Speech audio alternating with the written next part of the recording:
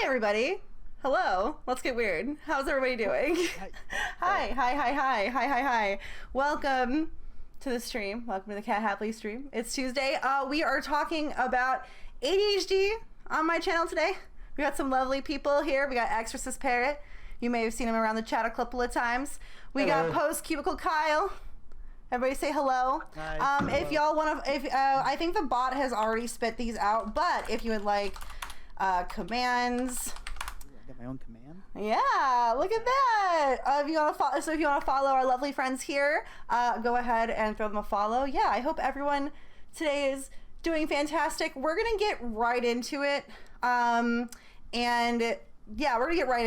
So I hope you enjoy. I would like to start with our lovely friends doing some introductions. So if Parrot, start.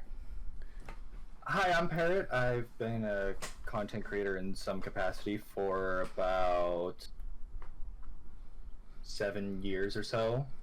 I am also a psychology student focusing on behavior, and that is what my content focuses on: behavior, learning social skills, as well as learning how you can use behavior to better your opponents.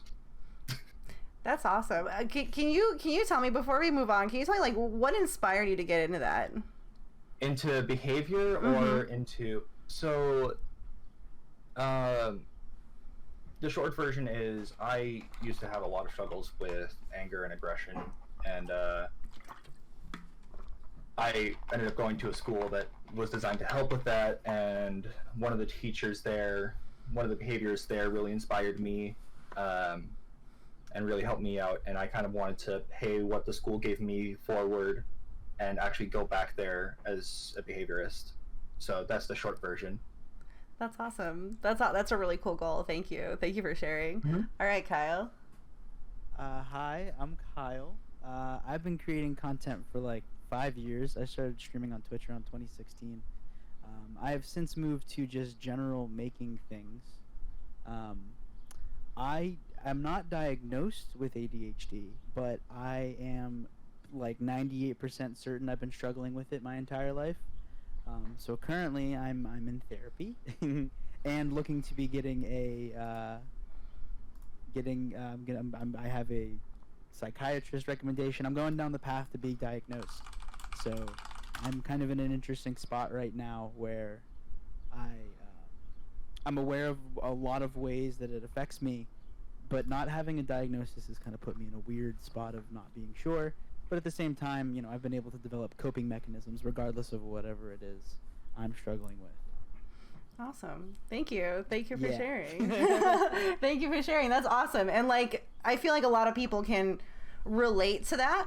Kind of the in-betweenness of, you know, thinking about it, like, this might be something that applies to me, to like kind of getting to that point where it's a confirmation. And I feel like it's very easy, even if we do have confirmation sometimes, like, we can still kind of be like, what if I'm actually just lazy? I feel like that's a pretty common sentiment with us. But yeah, I'm glad that we can talk to you and have that kind of perspective. So I kind of want to go. Is there more? I kind of want to go a little bit more deeper into that. So like when you and I first like talked about this, you had like mentioned it on Twitter, and I'd be like, hey, like, you know, welcome to the club, like. I kind of found out about ADHD because of people on Twitter. As for my volume, I also hopefully should be more clear for everybody. Yeah, how is it? How is it now? Because my mic is generally a little quiet. I've pulled you up in Discord. Yeah, I've pulled you up in Discord. Better, yeah, okay, cool, awesome. Anyway. So Twitter is kind of like what my friends on Twitter, just you and Nano Pierogi, if you know who she is, as well as a bunch of other people that I follow, openly were discussing ADHD, as well as ADHD Alien is a great Twitter account that I follow that kind of gave me a lot of perspective into it. And I, of course, grew up with the understanding of what ADHD was supposed to be, you know, like hyperactivity, or squirrel, you know, that whole tired avenue of, you know, cliches.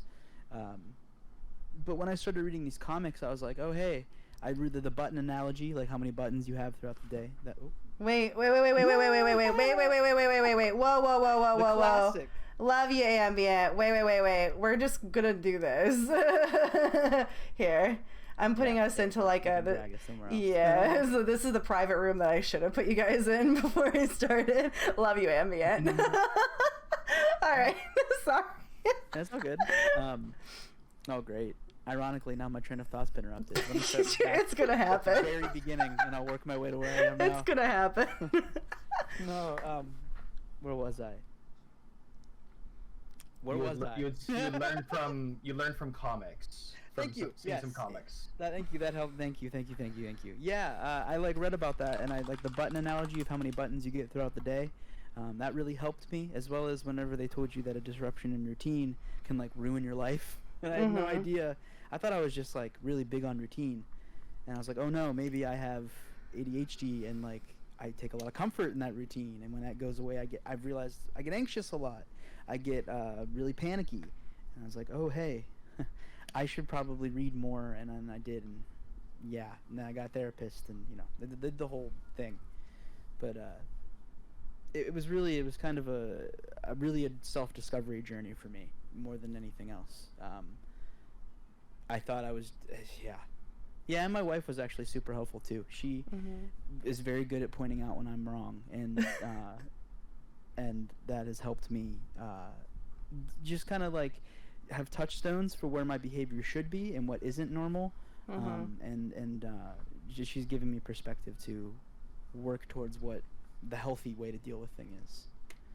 Yeah, that's awesome. And that's actually that's great. That's great. And we can actually kind of segue because I can kind of like use that to segue for a second. Like I think one of the things that really, when I was learning more about ADHD, and one of the things that helped me learn a lot was the How to ADHD YouTube channel. I don't know if you've seen her, but she's amazing. I've been recommended countless times. Yeah, it's so good. She's really good. And it kind of like blew my mind when I started to realize and learn that like ADHD is something that actually affects relationships in a way that people don't understand, because like you're talking about like, oh, like the idea of like, oh, squirrel, whatever, but like these things can be really hard in relationships. It's like really hard, because we have different needs, I think, in relationships.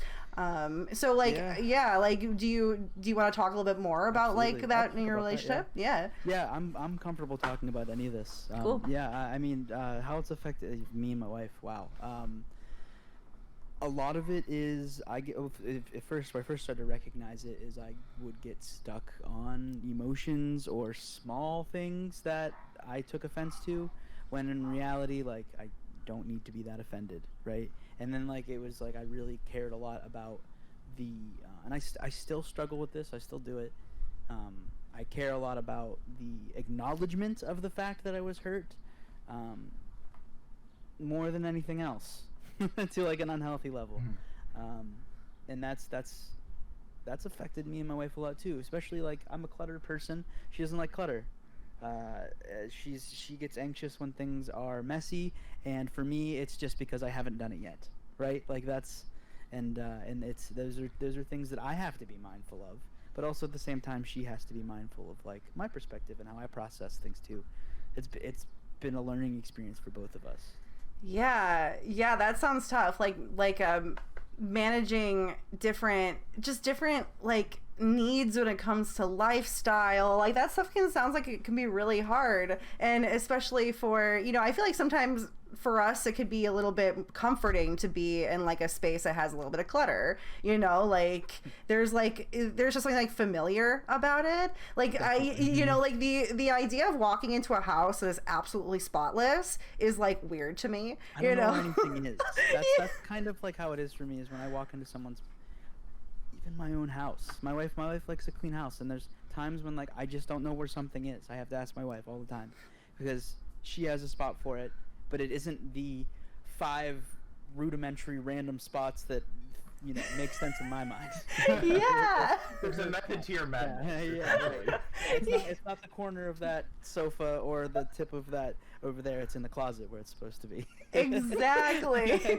Exactly. And it's just, that's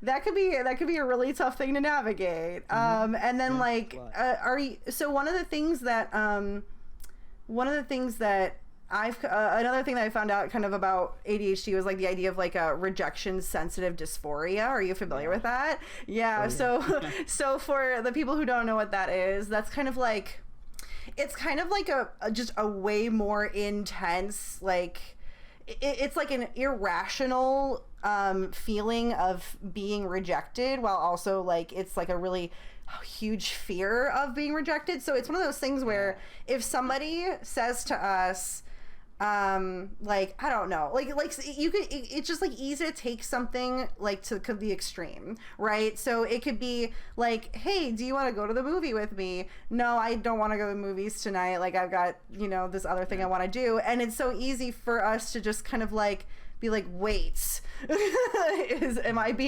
I as a person being rejected right now? Like, and then it kind of like goes in these thought spirals that are very irrational, like, but very real, and so do you guys have any experience with like rejection and shit like that? Absolutely. I think for one, anyone's going to, but I've found that even if a group of friends are like, hey, do you guys want to play, like, if I join a Discord with some friends and they're just finishing up with some games or whatever, and then as I hop on, they're like, oh, we all have to go and do things because, I have a horrible sleep schedule and theirs are relatively normal. Mm-hmm. And it's so like, I'm just getting ready to start my day and get on games and hang out with them. And they're like, dude, it's 3 a.m. We got to go. That's a bit of an exaggeration, but it's like, even then it's like, oh, was it me? Yeah. You still feel I've talked to my friend about this a lot. His name's Digi. It's the aspect of like, the situation may not be at all like that, at all. But the emotion that we feel, that everyone feels, that everyone at least thinks of in that situation, we don't have a filter for it. So like, we know for a fact that that's not what's happening, but it fucking hurts, and then like we still have to like process the fact that, no, okay, they just need to go to sleep, and I'm overthinking everything and every step that I've hyper focused on my way in there. Like, that's I talked to my therapist about that a lot. So I brought this up before we started, but there's the part of your brain like in the front that kind of grows as you're getting older and doesn't finish growing until you're about 25. The part that's responsible for adulting, so thinking through your actions, planning ahead, seeing the consequences, thinking about consequences, inhibition control, emotional regulation to an extent, all that. It's like, for people with ADHD, that's actually like understimulated for the most part. And I found that no, I'm looking at what Tomahawk's saying. It's the prefrontal cortex, right? Prefrontal cortex, thank you. I'm a psych major. I don't know why I forgot the name. But it's the part of my brain that does things. That's all I know. In people with ADHD, it's actually understimulated most of the time, which is why things like Adderall, Ritalin, all these stimulants work for it. It's actually increasing the stimulation up to normal. But because of that, it's also been shown that, hey, people with ADHD are more likely to feel like any emotion, like way more than anyone else normally would, because that's just how our brain. Yeah, it's so tough. It's like the emotional regulation was something that I didn't realize I didn't have any a grasp of, and I as I got older, I kind of had a little bit more of an idea of how to deal with emotional regulation, but like it wasn't until I actually went to go see a therapist, you know, where I started working with I started working on the DBT manual, and DBT has just been amazing for helping, you know, kind of like redirect myself when I'm feeling like really super intense emotions. And yeah, it's like hard to like kind of explain like to somebody who doesn't understand, you know, like these emotions that you might feel in a certain situation, like these things could like debilitate us for like 2 or 3 days after the fact, or you know, like how can I describe it? This is probably a situation you guys have dealt with before. Imagine you're telling your friend about something you care about a lot, like a movie, video game, whatever, right? You want to share your knowledge with your friend, and like you go on, like they're excited and you know they want to hear, so you tell them about a whole bunch of cool things, and then they pick up their phone and they just go, mm-hmm. Do you want to continue telling that story? No. All of the passion is drained out of you, and it is like so people with ADHD experience that kind of feeling. Like, at least I do, and I don't know if you guys do too. But I like whatever it is that's interrupted me, or whatever regardless of how big or small it may be. Mm-hmm. We get that, like, it's because it's, or you know, the feelings we get are so intensified. It's so difficult for us to like be that same level of enthusiastic to tell the story. Like the amount of effort it takes for us to get back into that story, or you know, to continue telling that is like tenfold of a normal human being, because of the way we process and feel everything. Everything.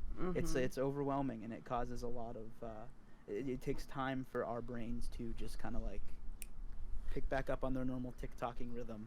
Yeah. Their train of thought. Okay, I kind of like have a way to like maybe describe this now that you've talked about this. The idea of being like interrupted, right? And so one of the things that the issues that I've grown up with was feeling like I was too loud, right? Like I was like, whenever I was loud, I was too loud and I was annoying, you know, like that was kind of like the idea I had about myself for a long time. And part of that was, you know, just the way I grew up, the experiences that I had, all these things. And so like when we're interrupted, right, like at least when I'm interrupted and I have to like get back into the thing, you know, one, I had to figure out where I left off. Second of all, it's like I feel like I have to resort to being something annoying that I don't want to be. Does that make sense? Like, like in order to like get back into the conversation, I feel like I have to live in like a role that I feel like society has put me into as like some loud, annoying person who's just gonna like, you know, step on the conversation. So like, I've definitely have like experiences of like just feeling like, oh, I'm too loud, I need to like pull myself back, when really like ultimately that's a strength of mine, right? But like it's hard for me to kind of get into that mindset to kind of like carve out my space again and be like, hey, like I was interrupted, like I want to tell this story, you know. Oh man, that's really funny you say that. I can relate to that a lot. It was always a joke growing up with my friends that I guess specifically the last thing you said about like needing to carve out your space again. People would, my friend group back in high school would interrupt me often, and it was kind of like a running joke that Kyle would always get interrupted, and like that really upset me a lot. And like, but I never really ever had, it was never like I never got put back on track, right? Like we weren't at that point in our maturity where somebody would be like, hey Kyle, you were saying something, do you want to finish, right? But even to this day, if I'm interrupted with something, like I can't will the effort, or I can't like, it's just really difficult for me to want to say whatever it is I have to say again. Like I don't give a shit anymore is like a good way to put it. I feel it's defeating. I think is probably the emotion I feel mainly. Yeah, I can imagine that's like it's just really hard when it's like you want to have, it's like we want attention, you know, like we want like absolutely, we love talking about ourselves because it's the thing that we know the most about. Exactly. Yeah. Exactly. And so when people are not like aren't listening, it's like, well, like, yeah, it's just hard. It's just really hard to kind of move, especially when you're dealing with like the rejection of it, you know, and if you have like that rejection sensitive dysphoria, things like small things like that can just blow up, you know, like small things like that can like make you be in a group of people and like ask yourself like, should I really be here? Do these people actually like me? Stuff like that.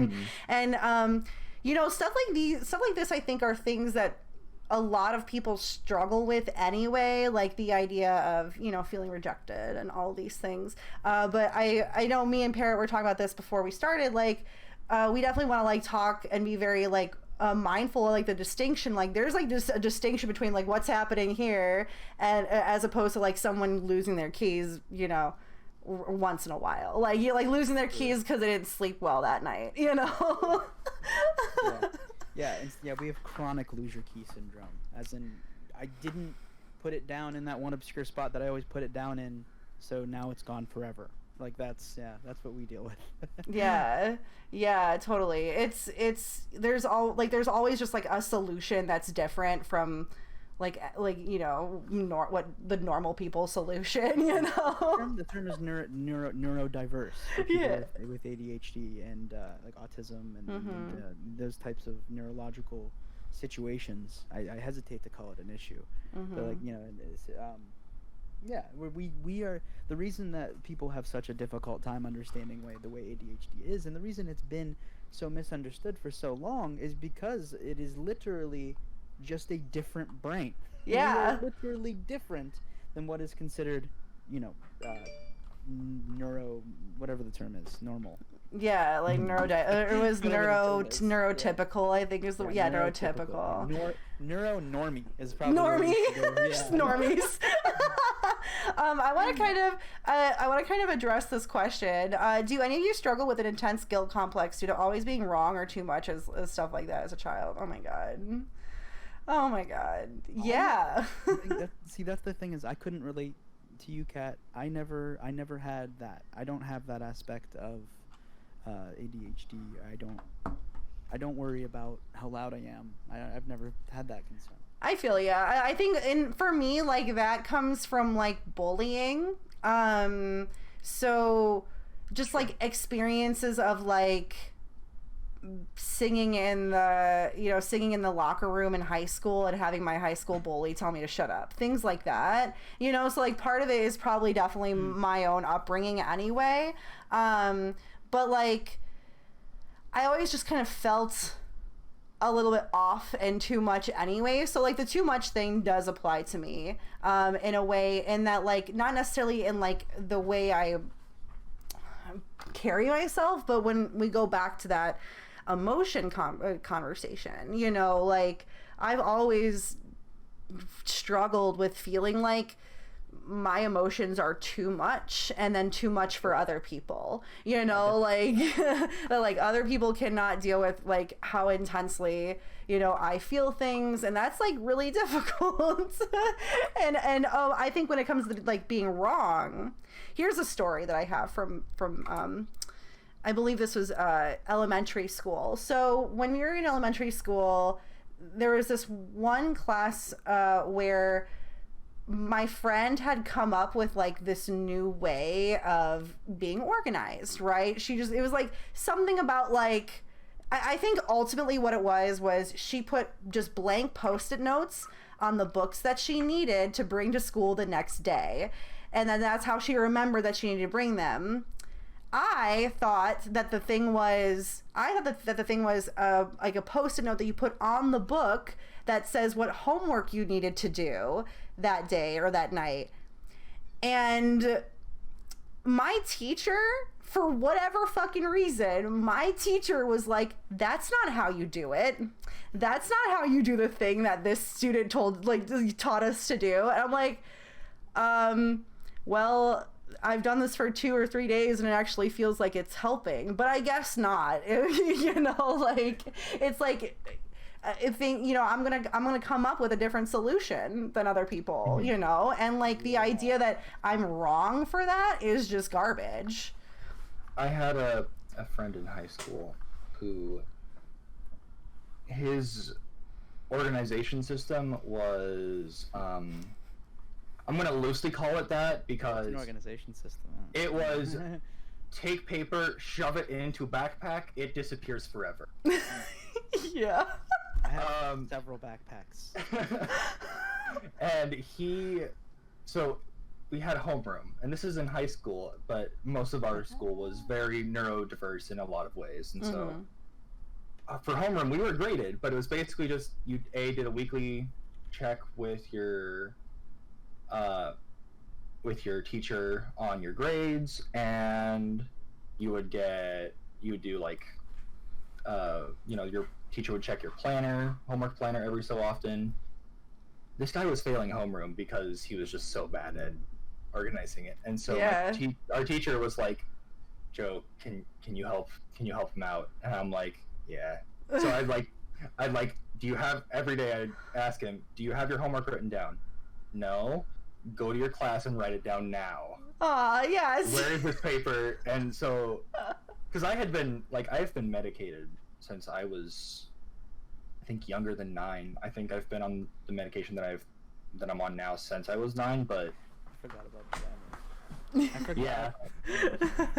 But like this dude could not keep track of anything, and so it was like I understood, because it's like that's how my brain works, is best in chaos, but at the same time it's like, dude, you're failing the easiest class ever. Oh no, poor guy. Oh no, I don't want to laugh at that, but also like, oh no. Oh no, he and I would still joke about it, even as recently as like a few months ago. So well, I think years ago. So I think that people like us are just generally pretty good at making light of our struggles, anyway. Yeah. So yeah. Yeah. If I may, I want to talk go for about it. the efficiency thing. I don't know how to pronounce their name. I'm yeah, sorry. how do you pronounce your name? Because I'm all, is it Gettine? Gettine? Gettine. Yeah, Anyway. like... Anyway. They talked about efficiency can be mistaken as an attack by people that aren't as efficient. Guillotine? Perfect. Awesome. Yeah. I like you already. And, yeah, okay, anyway, you can read the statement up above. But I work in tech. I'm an IT guy, and I work with code and databases, and a lot of database work is tedious in the sense that you write scripts for it, and it'll do it for you, right? And so efficiency is a very big conversation that I have at work often, and a lot of quote unquote efficiency is the way that your boss tells you to do something, especially in a corporate structure. And that doesn't fly with me, one, because I just don't respect authority, and two, my brain is not the same as theirs. So yeah. I'm usually given, I'm the lowest in the totem pole there currently, and they will give me a task such as data entering or whatever the task may be, write a script to do X, Y, and Z. And they'll be like, well, I did it this way, you know, you should try and do it that way too. You know, I could do it that way, but like you've already handed me the task, and my brain has thought of 15 other ways to do it. So I would start coding, and a lot of the times I would take paths that I thought were most efficient, that worked for me, that I was comfortable doing, and most of the time I couldn't be interrupted while doing that. I'm sure you guys understand what it's like to be like super hyper focused on like whatever repetitive act you're doing, whether it be for coding or whatever it is, and then someone would interrupt you and they would tell me that it's the wrong way to do it, and that was like incredibly disruptive for me in my first couple years at work. And I was really, and then we talked earlier about the rejection thing. I would be really self-conscious because I thought my coworkers thought I was stupid because of the way I was doing things, even though I was outputting the exact same amount of work. I would worry so much that my boss, I would worry I would be in meetings and I would have my phone on me, just trying to pay attention, picking my fingers, casually browsing the internet because I can't stare and pay attention. And I got into a lot of trouble because I wasn't paying attention or I didn't care. You know, a lot of the typical caveats that come with people that don't understand what I'm going through or why I'm doing what I'm doing. Yeah. So yeah, all that around to say,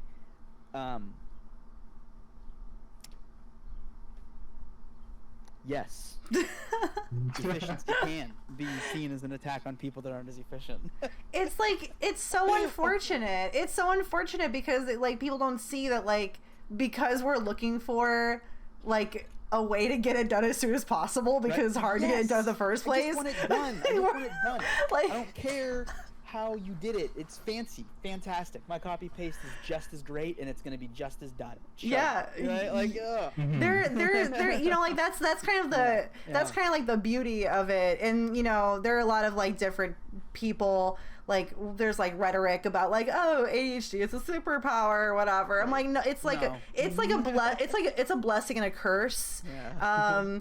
And there's also like so many other things that, you know, pile into that conversation where it's like you cannot call it a superpower when like when like there are women who aren't getting like diagnosed for it when they need to be, like, you know, and shit like that. So that's not exactly, but like there are a lot of things that are kind of like beautiful about it, which is we are really creative people who come up with fucking solutions because like it's the way that our brain works is to be efficient, because otherwise we don't want to fucking spend all this time doing this thing that we can do it, you know, in a different way that doesn't take as much time. It's like there's something, we have value in our perspective because of the way our brain works. I have a lot of trouble at work still to this day where we'll be in a group of maybe 4 or 5 different tech people, all technically focused, and there's just this one thing sitting in my brain. I'm like, why hasn't anyone suggested this yet? Why hasn't someone suggested this? Why hasn't this been said? And I am still trying to work over the fear of saying that thing that needs to be said. Because I struggle with the fear of them being like, oh, well, there's X, Y, and Z. You should have already known that, Kyle. Like the rejection aspect. Yeah. So that's actually a very current struggle that I'm having with this. That sucks. Yeah, it's like it's once you. I think it's good that we're all sitting here and talking about this, because if I had heard someone else say that they struggle with this, I'd be like, oh my god, like I'm not just, you know what I mean? I'm not, you know, whatever. All that stuff.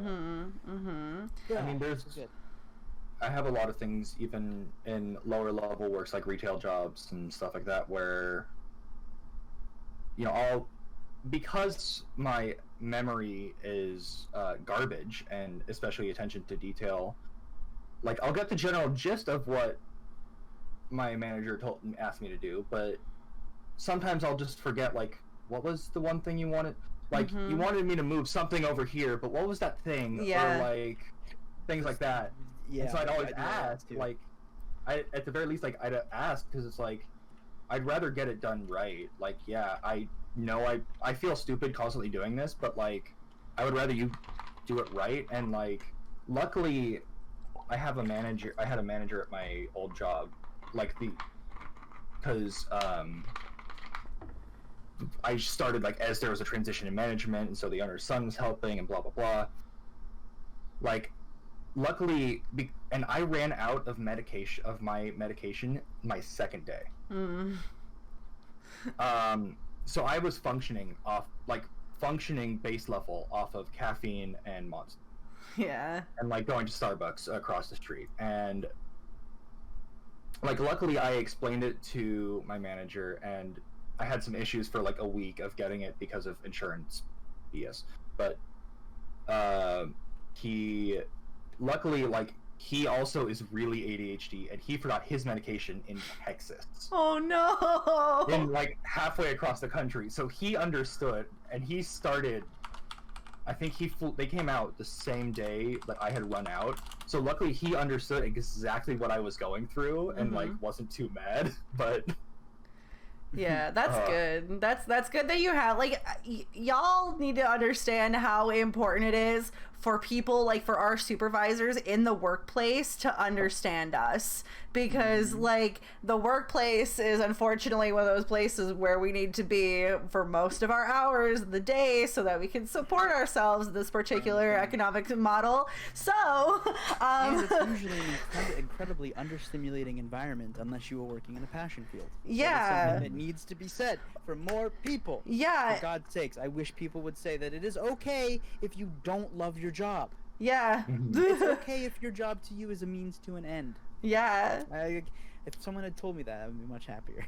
Yeah, like I am so happy to have my particular bosses. I work at home, which has its own challenges with ADHD, which is actually really helpful because like it's like pros and cons, right? Pros, I have difficulty with emotional regulation, so if I need to cry about something, I can do it. Cons, I have ADHD, and this is my office, and also my bedroom, so that's like, you know, a whole bunch of shit there. But do I get work done, or do I do literally anything else? Exactly. and so I have like these awesome bosses though, because like they'll kind of, you know, there's one thing that like happens at my job where I have to like put people into a database after I recruit them. I'm really good at like the finding people and recruiting them and talking to them on the phone and stuff, but like when it comes to processing them, you know, and like the little like minute details that I need to know to like be able to process, like, okay, this person needs to go into this database and I need to put them in this group, and like all of these like little details that I have to deal with. And like it was really nice though, because there's this one piece that I just keep missing, and my boss is like, you know, this is something that makes my job harder, what's going on? And I'm like, I gotta be honest, like about like 2 years ago I started getting it medicated for ADHD. Like I'm trying, this is just like my issue that I deal with. I don't really experience, like it's just like I'm really good at these things, but like these little minute like, you know, procedure things just trip me up all the time. And so my supervisor, who's kind of in charge of like making sure that I get that done, she was like, hey, I'm glad that you told me that, because now we can find a solution. And that's what we need. That's the kind of person that we need. We need someone to like listen to that and be like, okay, so that means you have special needs. Let's figure out what those are, right? I am very thankful that I had a boss that I was struggling with a lot of those small details as well. My job requires a lot of operational changes, are the words we use. So like dates, times, are things out, what is out, when's it out, you know, what are you doing? Like, there's just so many, you know, boxes you have to check. And I would always forget just like one tiny thing. Always. Yep. It's different every time, but just like one tiny thing. And it was always on my yearly reviews of like attention to detail, attention to detail, attention to detail. And it really took a very honest conversation with my boss where I was like, I need you to understand that this is something that I just struggle with. Yeah. Like, it is not because I don't care. It is not because I am not trying. It is because I just struggle with it.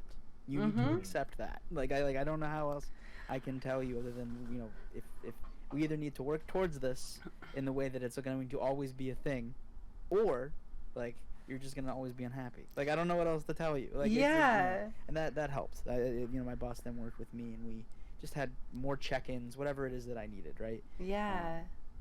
But I think there's something that I'm going to change the topic. Is that okay? Go for it. That's fine. Something that I think is really important, and I think we probably can all agree about this, is that people always say we need to normalize this or that, right? But I think we need to normalize having these conversations with our bosses, even if they're not going to understand. Yeah. It's going to be incredibly difficult, and it is going to hurt the crap out of you if they don't understand.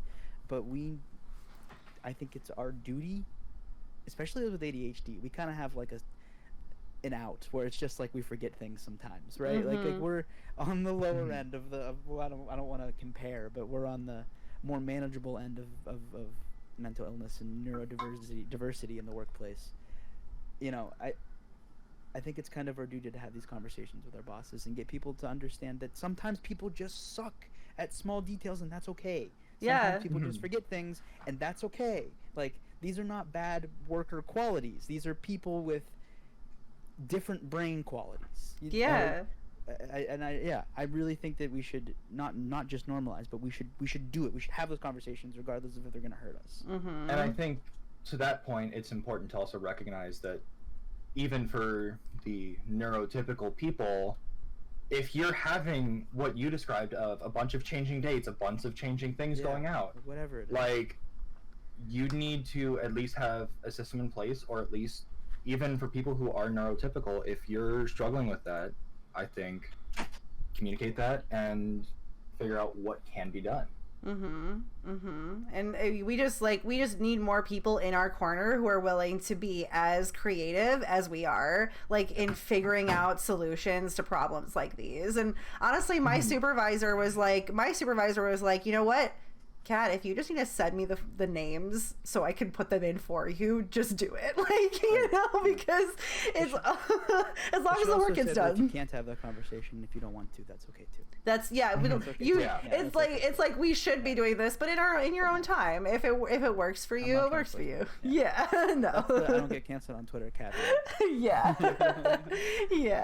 No, it's just about like, if you're able to do that, we would encourage having that conversation with your boss if you feel like you're struggling, because here's hoping that they hear you, because sometimes they need to hear that. Like, they need to hear that, like, there's somebody, you know, who's working there who's just like, who needs help in something, you know. And it's like, I mean, and at the same time, like, aren't there ADA claims that you can make too for certain things? Like, I don't really know too much about ADA, honestly. You might know more. On that extent, you can say that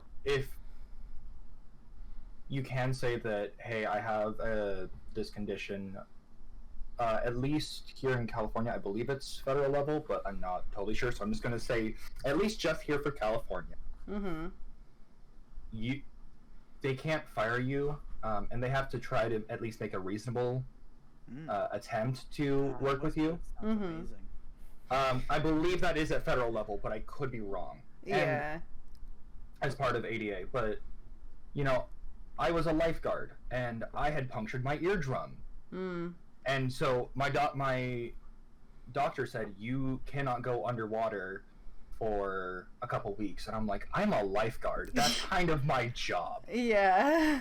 And it was at a pool, and I ended up talking to my boss, and he's like, here's what we'll do.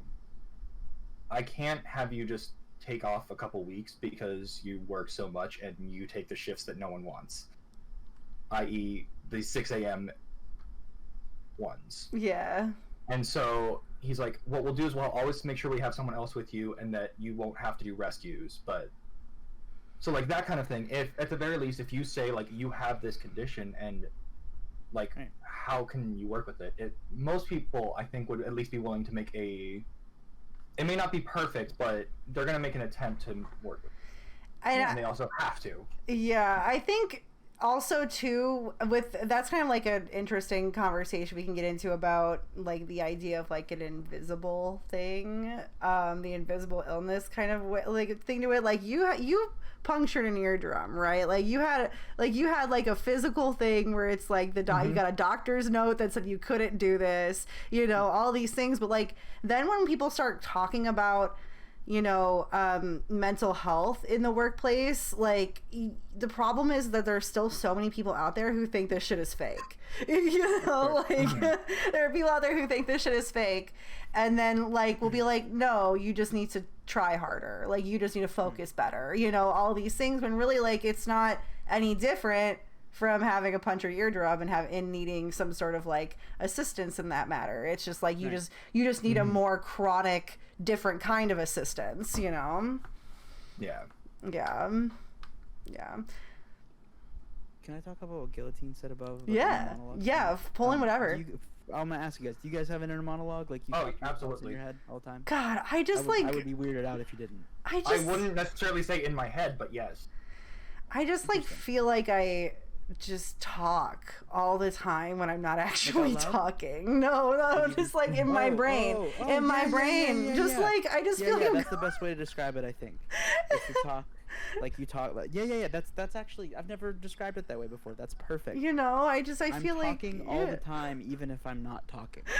Yeah. Yeah, 100%. And I actually, it's really funny. It's funny to talk about because like in the moment it's like such an emotionally filled thing, but like it's so funny to talk about outside of that. But like I talk to myself a lot, and like I'll like have like I'll be thinking about like this thought process that's this long. Okay, it's like real long. And I have a thought right here at the end, and that's what I say out loud. It's like right at the end where it's like I'll have like this whole big long thing, and then I'll say this out loud, and my wife would be like, "What?" And I'm like, it's almost defeating to have to tell my wife not to worry about it, because I feel like I worry that my wife is gonna think I'm like talking about her or something else, that like trying to keep a secret, but in reality it's like I just had like a really long conversation with myself and I finally reached a conclusion. Like, yeah, that's really all it is sometimes. You just went on a journey. Yeah. You just got to the end there. To follow up on that, can I ask you guys, Kat, this is more towards you because I know you are medicated. Kyle, I don't know if you have been at any point. Okay.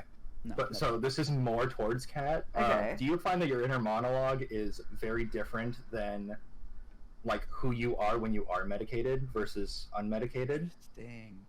Oh, that's scary.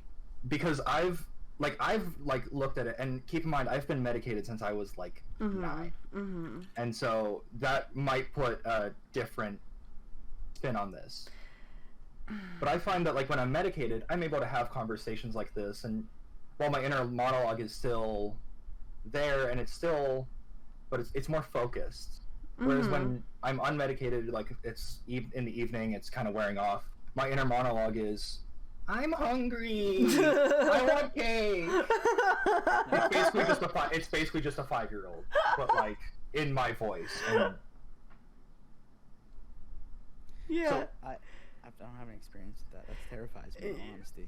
It's, okay, so, like, I'm not an everyday medicated person. I am currently not medicated. Like, I don't know if I find that my inner monologue is a different person. I just feel like my inner monologue, it's just, like, a lot easier for it to not dwell on garbage. I feel like things are more...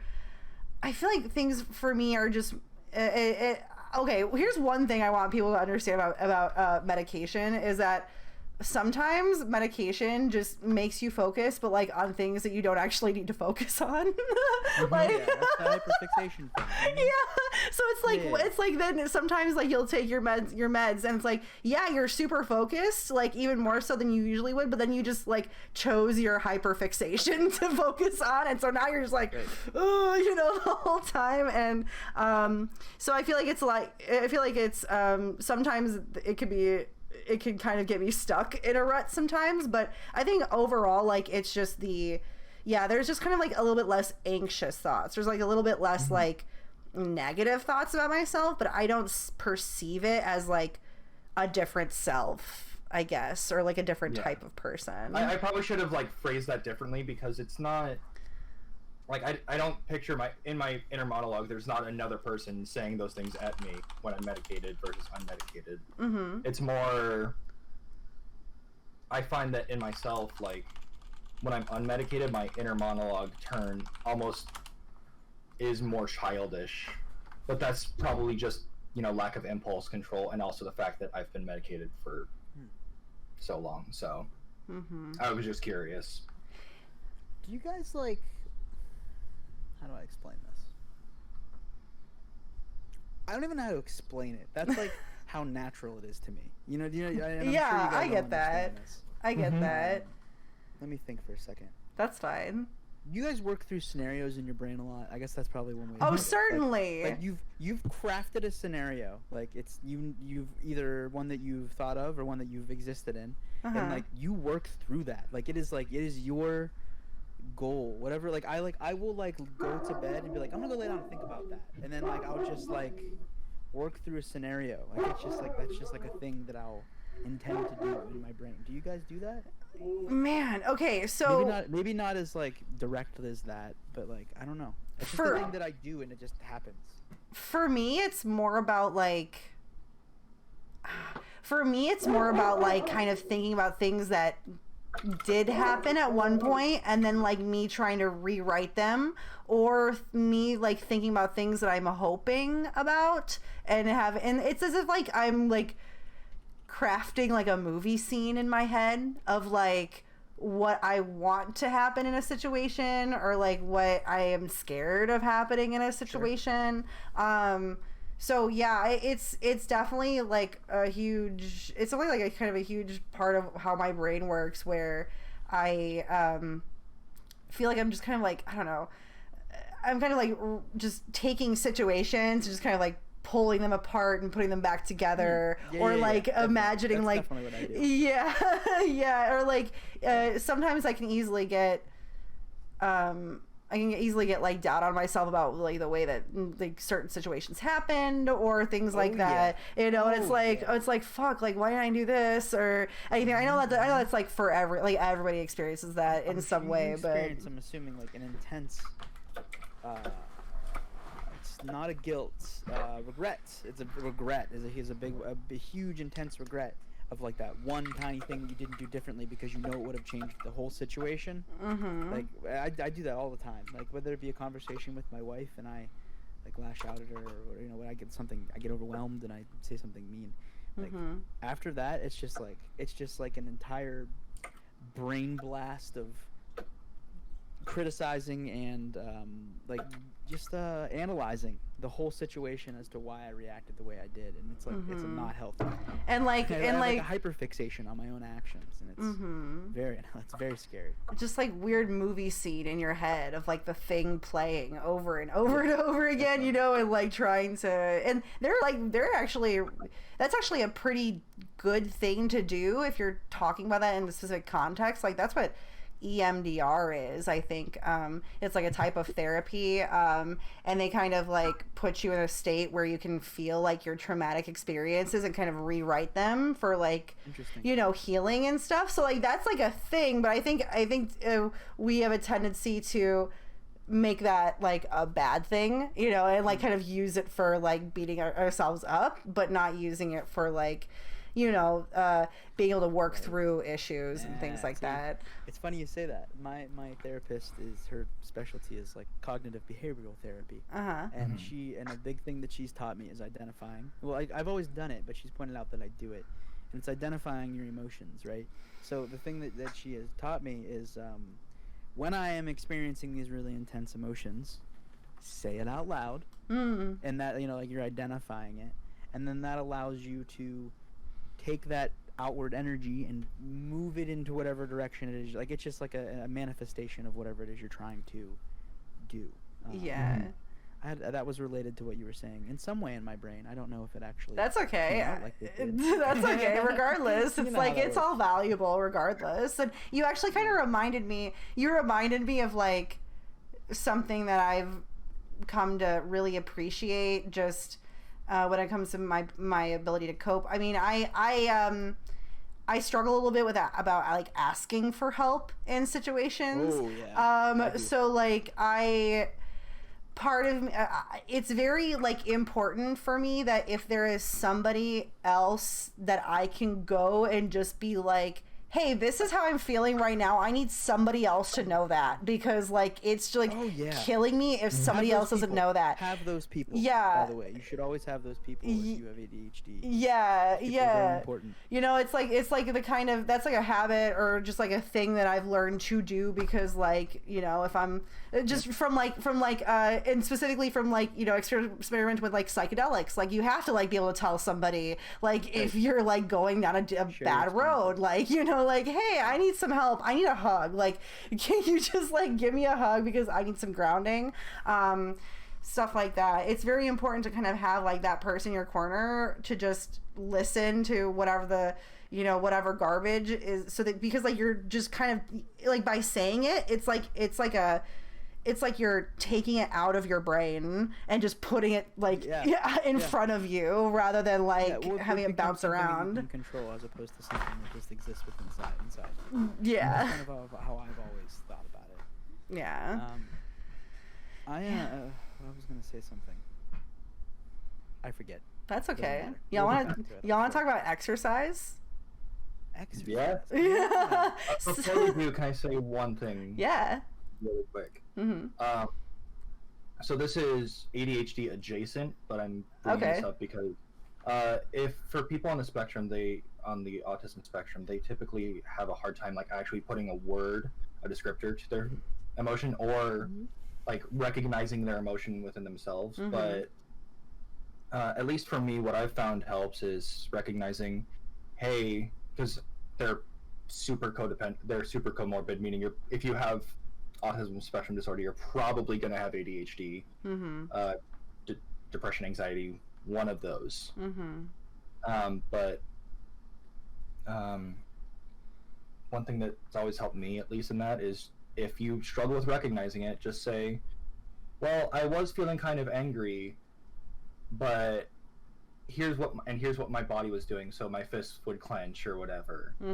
Just throwing that out there for anyone who might need it.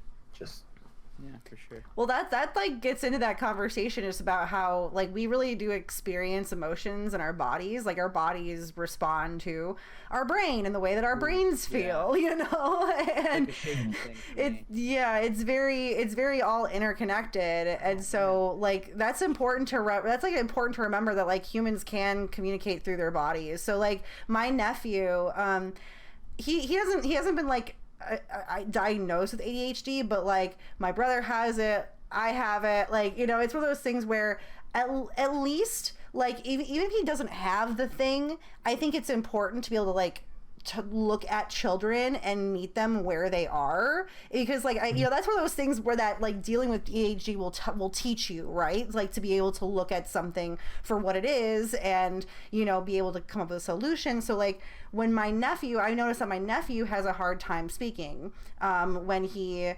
has like a feeling that I feel like he is not getting across, like when he feels like he's not being listened to, I feel like he tends to like kind of shut down a little bit, you know, and like not be able to like really speak. So like I'll do things like ask leading questions like, do you feel angry? Do you feel sad? Like, you know, just picking out those emotions for him, like I can guarantee people with ADHD would respond so well to that. If you give me a leaded question, man, that's great. That's awesome that you do that. I try. Yeah. It's like, you know, I know he struggles a little bit with focus. We don't know. Man. I'm going to go on this if you don't mind. That's fine. This is something I've talked to you about my wife before, too. It's like sometimes I just feel... Yeah. I don't know how I just don't feel normal, right? I feel like off and I'm brain foggy and things are weird, and I was feeling like that earlier today actually. Same. And like sometimes like I don't even know like what I want. Like it's and that's like God, that's tough for my wife because like she doesn't know she wants to help, she doesn't know what to give me, right? And it's like it's difficult for someone to understand that sometimes I need you to like prod me. Yeah. I need that sometimes. Yeah. Totally understandable. Yeah, but yeah, I can totally relate to that. I think that's a good thing that you're doing for him. Yeah, like you know, it's just like we gotta think outside the box sometimes, you know. And it's like if things aren't, you can always draw a picture of how you feel, you know. And that's like why part of for those of you who don't really like kind of know like why I stream or like kind of like what I would love everyone to like get out of my stream is that like I really value like art as like a way of like communication and like emotional regulation as well.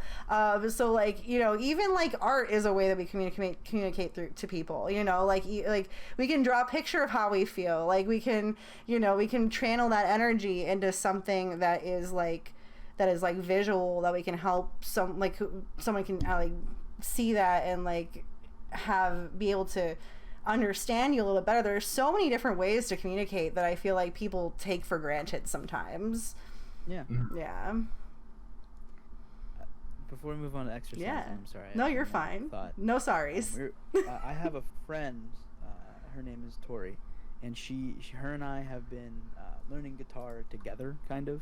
Mm-hmm. And we were talking earlier about like having people that you can just like tell things to, like just like, hey, I have this thought and I want to share it with you. I have like several people in my life, Tori being one of them.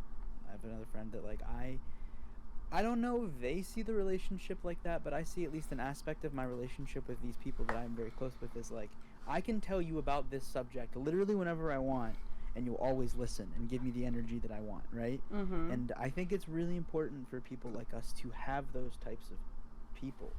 Wow, look at that in chat. I've never seen that before. I've never seen that before. Give me a second. Oh, give me a second. For the people who are going to BigFollows.com, everybody.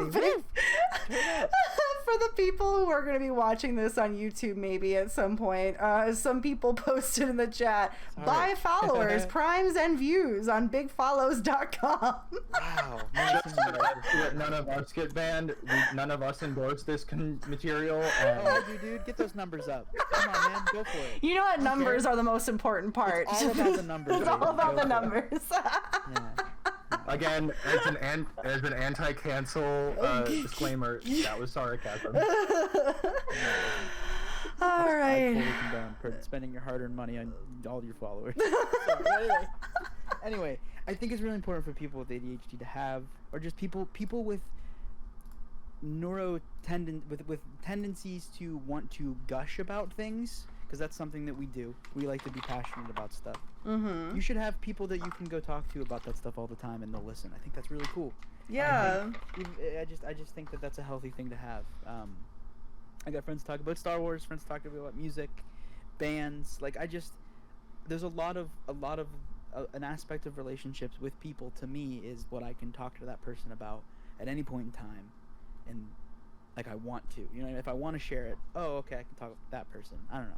Yeah. I thought that was maybe a cool thought. Yeah, it's like it's important to have someone like that, you know, who can see you in your like spectrum of who you are. Like I'm curious, do you guys ever get really like, do you guys like ever beat yourself up just for having negative thoughts? Right. Yeah, I was gonna say, I think it's good to have those people, because I used to have the tendency to think that I was too passionate, or I cared too much about things. Or I was, I guess I did used to think I was too loud or too annoying. It's funny that it always comes back onto, yeah, I did experience that, but not in the way that you did. You know? Yeah, that's why, because like it's healthy to. We're allowed to be really passionate. We're really passionate people, and we shouldn't have to stifle that because other people aren't as passionate. Yeah, and we want to feel like other people understand that, you know, Yes. like Yeah, that. it feels good to be understood. You know, Yeah, it feels good. No. One of the things I struggled with growing up was that like my dad didn't understand like that I'm just gonna try and do fucking shit as I grew up, you know, like I've tried so many different things, you know, just like I tried making paper once, I tried doing this once, and like so it'd be like jumping. Yes, exactly. And my dad could not stand it. Oh, of course, yeah, I still do that as well. It's thankfully it's gotten to a point where it's like now if I jump hobbies, I tend to stick with it a little bit longer because I've started to find stuff I actually really like at this point. But it's like my dad just couldn't deal with it though. Like he was just like, what did you get that for? And I'm just like, because I want to do it. Did you guys grow up feeling like you didn't have a thing? Like you had a thing, you did things that you liked, but like you didn't have a thing. I had too many things. Feel that way? I had too many things. Did you feel that way? I'm sorry? Too many things. Too many things. Yeah, like I didn't have a thing, I had too many things. Yeah. I wouldn't say I ever experienced that personally, just because interesting. I think for me it's kind of always been like, for one, gaming, because that has connected me to so many of my friends as well. But even then, always been a thing for me. I've always kind of, I don't know, I've never like felt that. Actually, no, I don't take that back. I take it back. I felt that in recent years. Mm-hmm. So Not maybe so I've much touched upon content. my imposter syndrome by mistake. I mean, that's like, okay, I do, because we are content creators, like, I do want to kind of like talk about content creation in regards to like ADHD. That was like my original like plan for the hyper focused podcast that I was wanting to start at one point, talking about like different creators and how like ADHD affects their work. It affects like what they create and things like that. I remember I saw you talking on Twitter a while ago, Kyle, that was like, you felt like, who knows?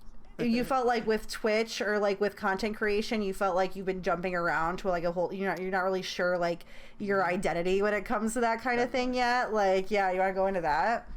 I've never ever felt like I have this is okay. So this of course comes with the caveat of everyone's self-conscious about their own work, and your perspective is going to be different than mine on my thing that I've created. But I've never once felt in my 5 years of streaming that I've ever had the same solid theme, community, or type of content that all of my peers have had. I've never felt that way. I've never had a single thing that has defined my channel, and the things that I have had are gimmicky at best. And I don't say that in the sense that I'm not good enough. I just say that in the sense that like if I really think about it, I've never really been solid of like on streaming. I've never really had a consistent schedule aside from what I've tried. I've never done big marathons or subathons on a monthly or weekly basis like some content creators do. Like there's so much you can do as a streamer that I never did, and I think a lot of it was because it wasn't part of my focus or hyper focus when it came to streaming. Yeah, that's I cared legit. a lot more about hanging with people and playing games and like everything, and I finally feel that way now that I've kind of taken away all of my graphics and stuff. I feel much more comfortable, and I think it's because of the fact that like those things to me have always been just like tacked on to the hyper focus that I've had, which is playing games with people watching me and I watch other people play games. Like that's always been stimulating, so like of course I'm going to want to do it. Yeah.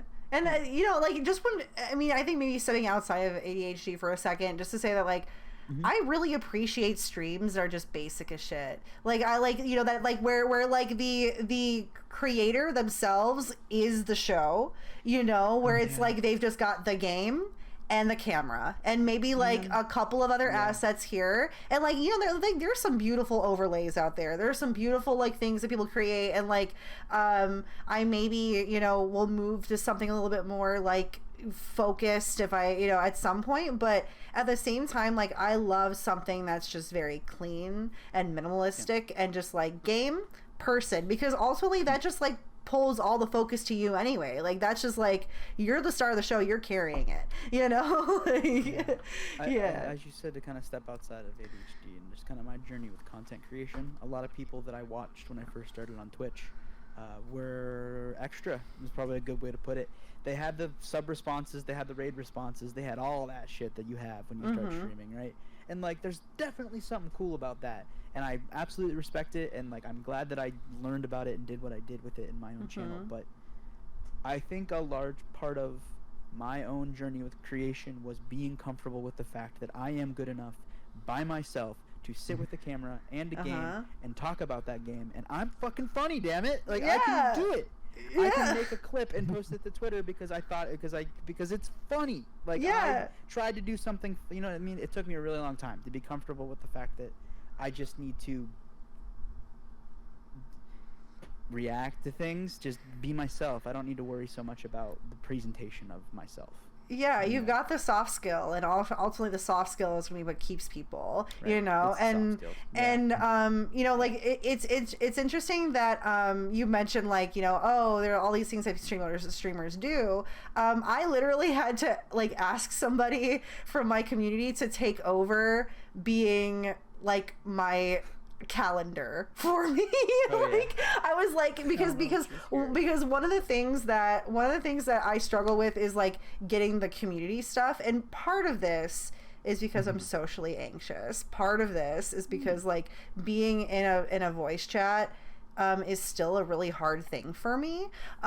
So like part of it is just socially, like there's something like that feels a little bit safer about like this particular like arena of like like it's weird. Sometimes this feels safer, sometimes it doesn't, you know. But but like I've always wanted to do like, you know, regular movie nights, game nights and stuff with the community, you know, but like regular, like it's because like I'm always like focused on what I'm making that I forget to like That's just kind of hang out. I never had the same things as everybody else. That's what I mean by that. Yeah, like, I can't tell you the amount of people that I came up with in this content creation space that did those things and were like always active in their discords and always doing subathons, and they're doing fantastic. They're partnered, you know, they're doing so happy for them. I didn't do any of that shit. Yeah. I couldn't. I didn't have, it was overwhelming, I think. We'll tie it into ADHD.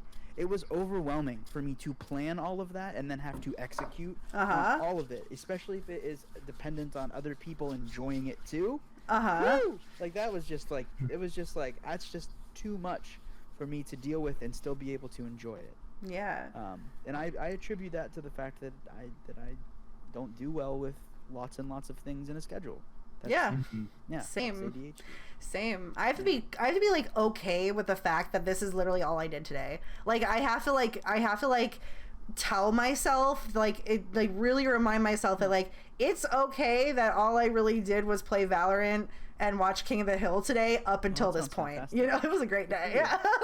Yeah. You know, and then like it's like you have, because I think it's also easy for us to maybe perceive other people as having everything figured out, which I think is actually less true than we think. You know, it's like it's easy to see other people and like they've got their stuff, but also they've probably got like 4 people who are making sure they're on their shit, you know? Like I think it's a lot easier for us to perceive, especially like with the struggles that we do have. It's a lot easier to perceive other people who don't have that same struggle, or ones who do have ADHD but look like they have all their shit figured out, you know? Like I think it's easy for us to look at those people and be like, wow, like I'm not doing shit compared to these people. But like regardless of the things though, Kyle, that you feel like you didn't do as a streamer, you still like provided value to people and you still made valuable relationships with people in the long run, and that's really what it's all for, you know. Yeah. I'm thankfully mature enough like now to,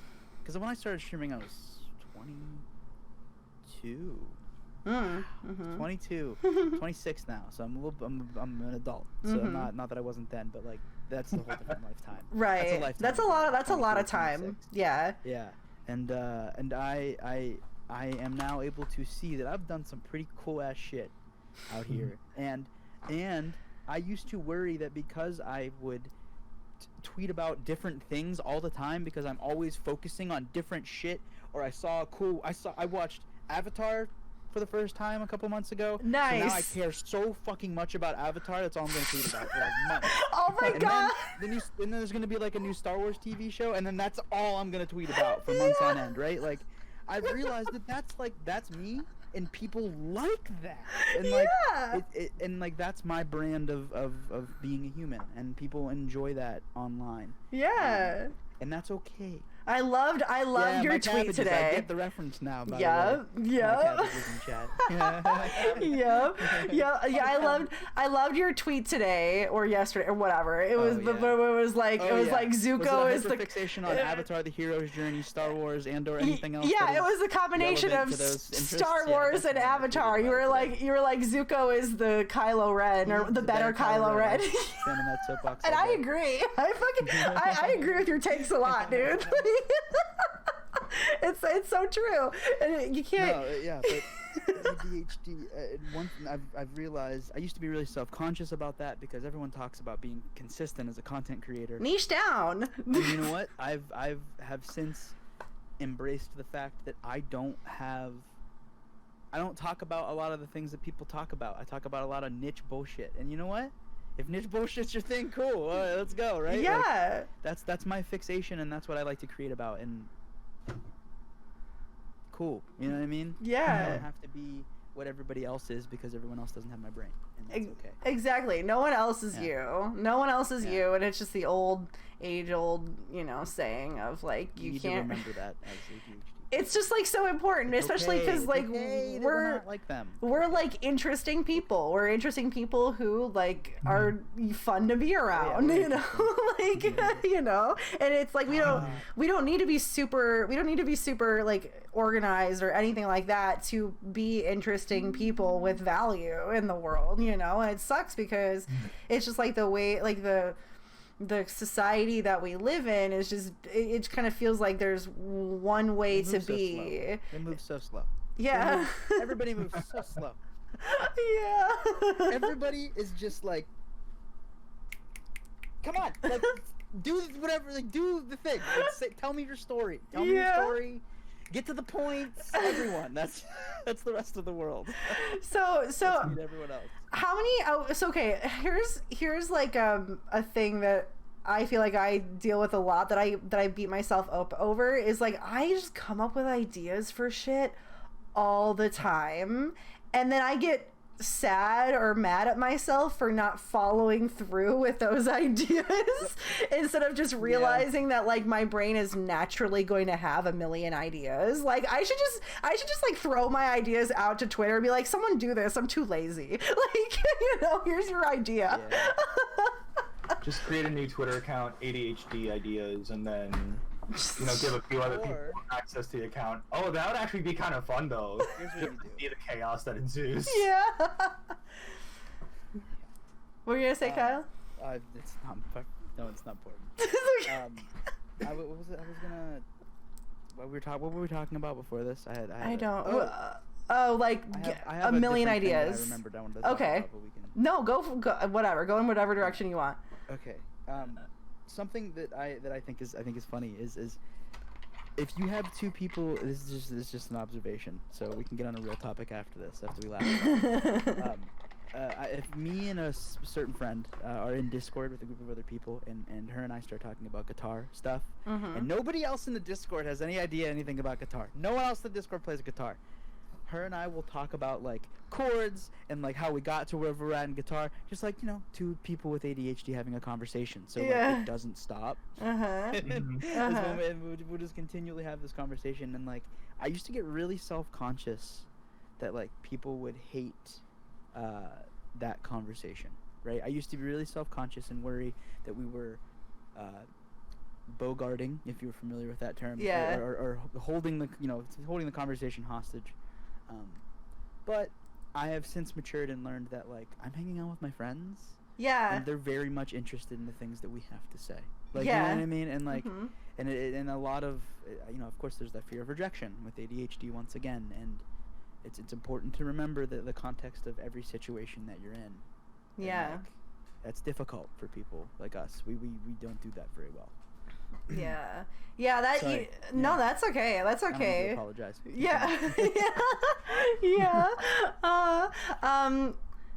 Let's go on to exercise. Actually, we were like touched on it before. So for those of you who don't know, exercise has actually been found to be almost like probably as effective as ADHD medication, because it lifts like the levels of norepinephrine and dopamine in our brain. So like that's kind of what the medication is supposed to do, is kind of stimulate those neurotransmitters, right? So like how do y'all work in like exercising or like being more active into your coping strategies? Go first, man. I was just gonna say, as of right now, I don't. How is that for you? Yeah. Like, how is it for you then, if you're not doing that? It's really weird because, like I've said, I've been medicated for so long, and so for me, like, I'm noticing a difference between, like, when I'm at home versus when I was on campus, like, walking across campus, like, a couple times a day just to go to classes or, hang out with my girlfriend or whatever.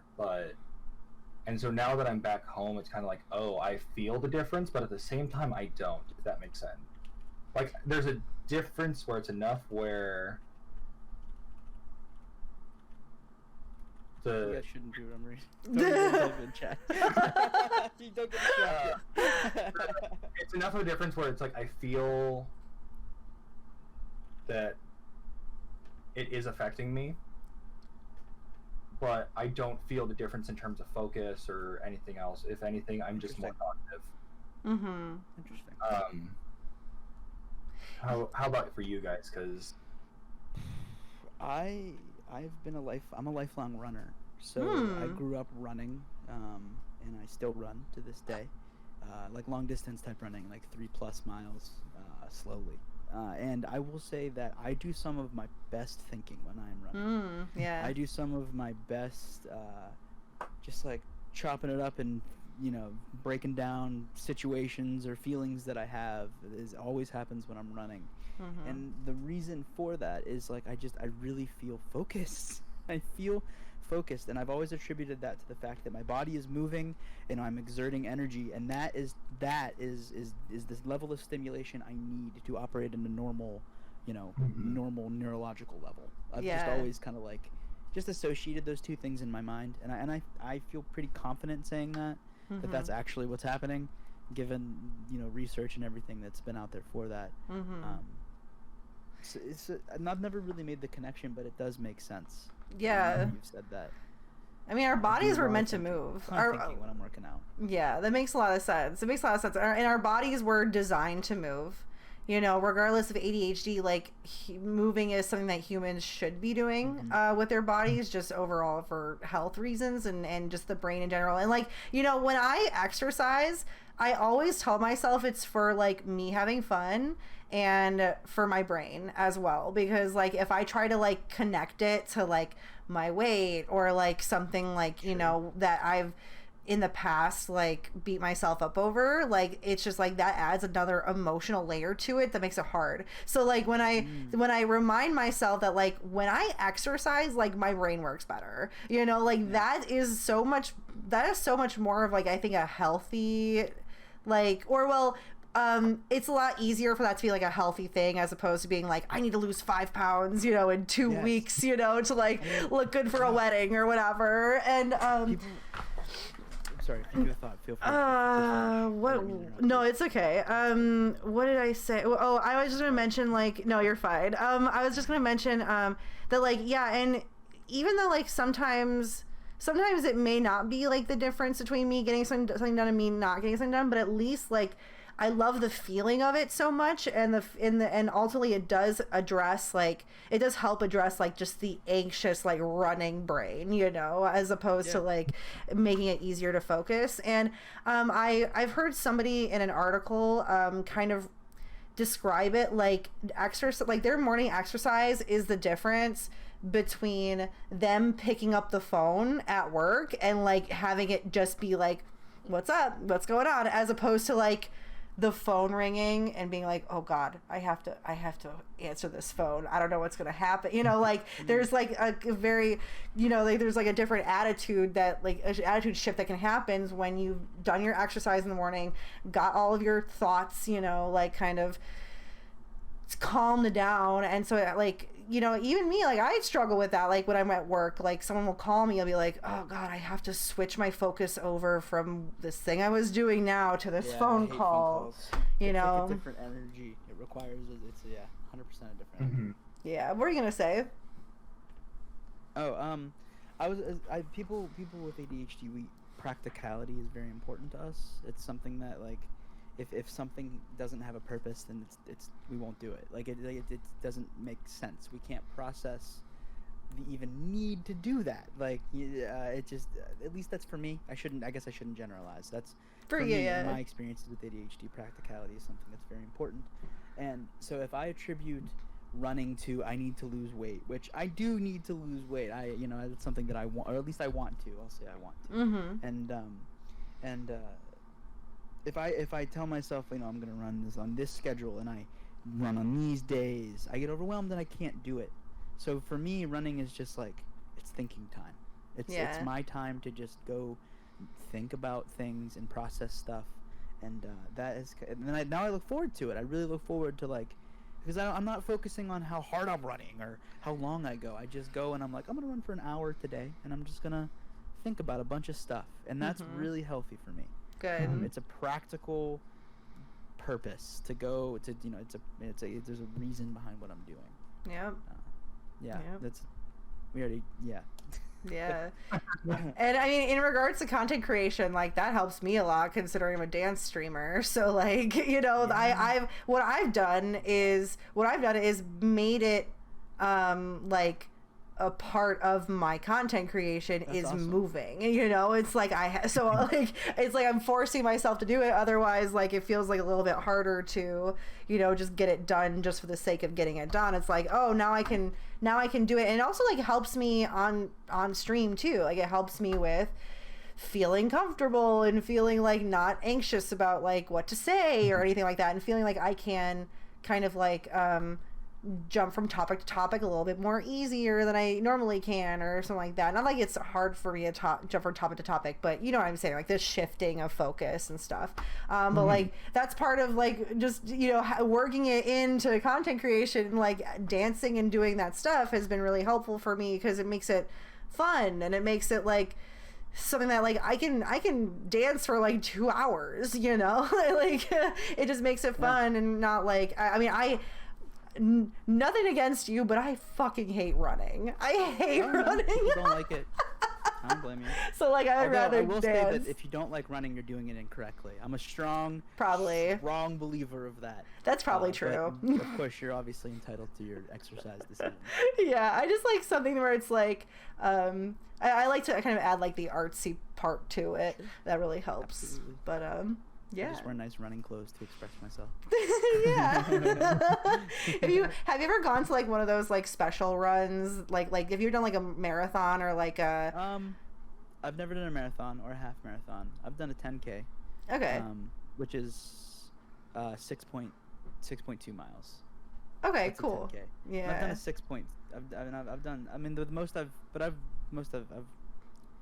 long distance running is just you go and you run. Yeah. I'm not trying to hit any time. In high school I did like cross country and track and all those things, and I was like that nice. I was that skinny boy that ran all the time. But I have now since graduated into the slightly chubby dad that enjoys running. Yeah. I would love to go to like one of those like color run things, where I could just those are so cool.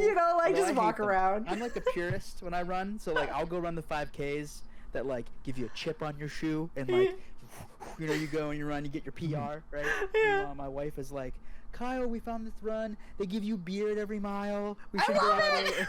I want it so bad. I know, it sounds fantastic, but I'm like, I can't hit a PR trying to drink a beer between every mile. Yeah, like same cabbages. Everybody hates running. Are you able to work it in a way that it's like you have your races that are for PRs, but then others that are more for fun? And yeah, there's definitely a balance there. Yeah, I would rather do like the for fun ones, like just like let's go do this silly costume run or whatever for funsies. Like that would be way more my speed. Like I would love like oh man, you know what I really want to do? I want to go camping. Like, do you guys like camping? I know this isn't about ADHD, but do you like camping? I really want to go camping. It's just like summer, and I just want to get out of the house. Okay, I have to address this because I will think about it the entire time if I don't. I understand. if running is hurting you, you're going too fast. Like everyone's like, I'm always out of breath and my legs hurt and it's so tiring. Slow the fuck down, dude. Why are you going so fast? If it's just you, you want to run a 12-minute mile? Awesome. Just don't walk. That's like the only requirement for running is don't walk. So it doesn't matter how slow you go. Don't walk. If it's just you, it's not a race. It's like, I'm working hard here. Look at this. It is so fucking hot in my room. It is so hot. Good thing I'm not in your room. Yesterday, I'm here and it's so hot. Right? Like, and yesterday I got like nauseous while I was dancing on stream. Like, I feel like I was dehydrated, because it was just been so like sweaty and hot all day. It was oh god, I can't. Let me go to my little do we have any questions from the chat? Like, does any chat want to like throw up any topics or anything that you'd like us to talk about? By the way, before we address anything from chat, I have like, do you have any habits or rituals that you find that you stick easy to, or like that are really helpful for you?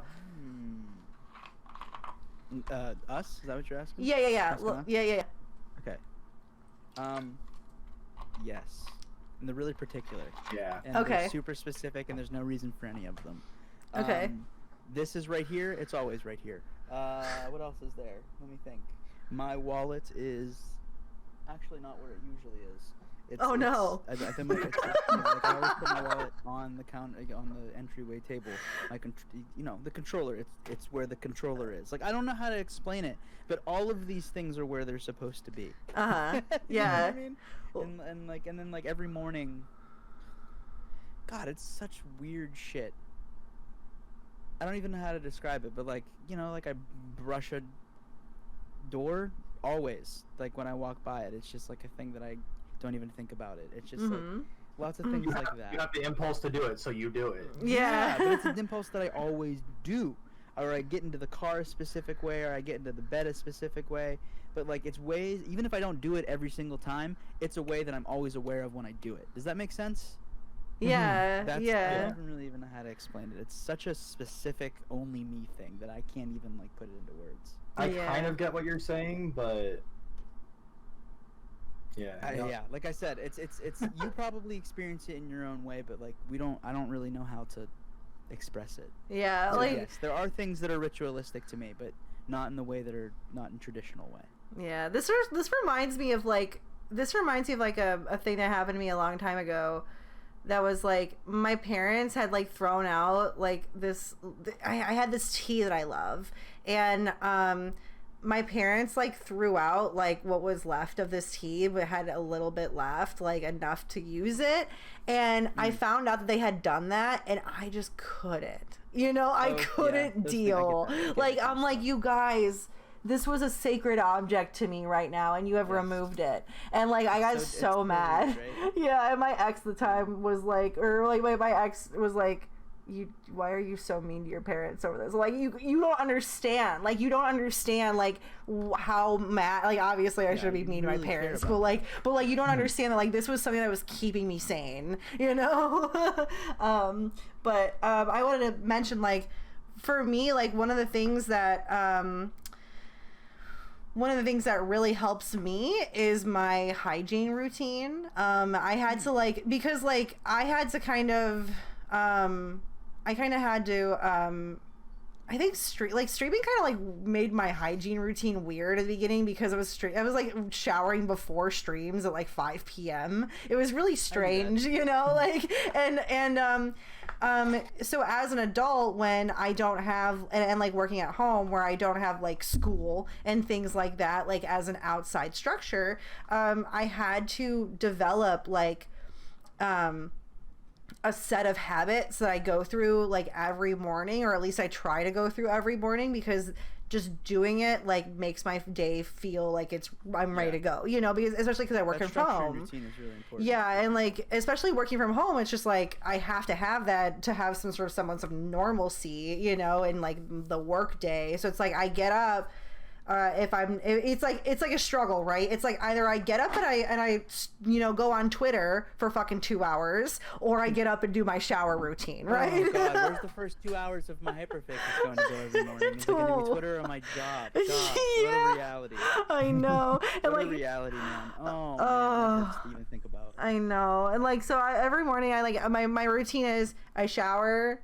I do like what did it for me was a skincare routine, was adding a skincare routine, because I had never had one before, and like adding a skincare routine because it was a thing that I had to do every morning and every night, every morning, every night. So like by adding something that I had to do every morning, every night, it like I started to like see a marked improvements in my mood after I finish that ritual, right? Of like, I get up in the morning, I do my skincare routine. After my skincare routine, while my my moisturizer is like drying down, like I'm brushing my teeth, and then like after that I do that looked wrong, and I'm like doing like sunscreen and everything, and it's like it's been like so so life-changing for me. Just this like, and it's a cool thing too, because you can kind of like spend as much money on it as you want. You can make it as like luxe as you want, you know, and it's like nice to take care of yourself, you know. So Absolutely. I really had to like, I really like got into that, and that just like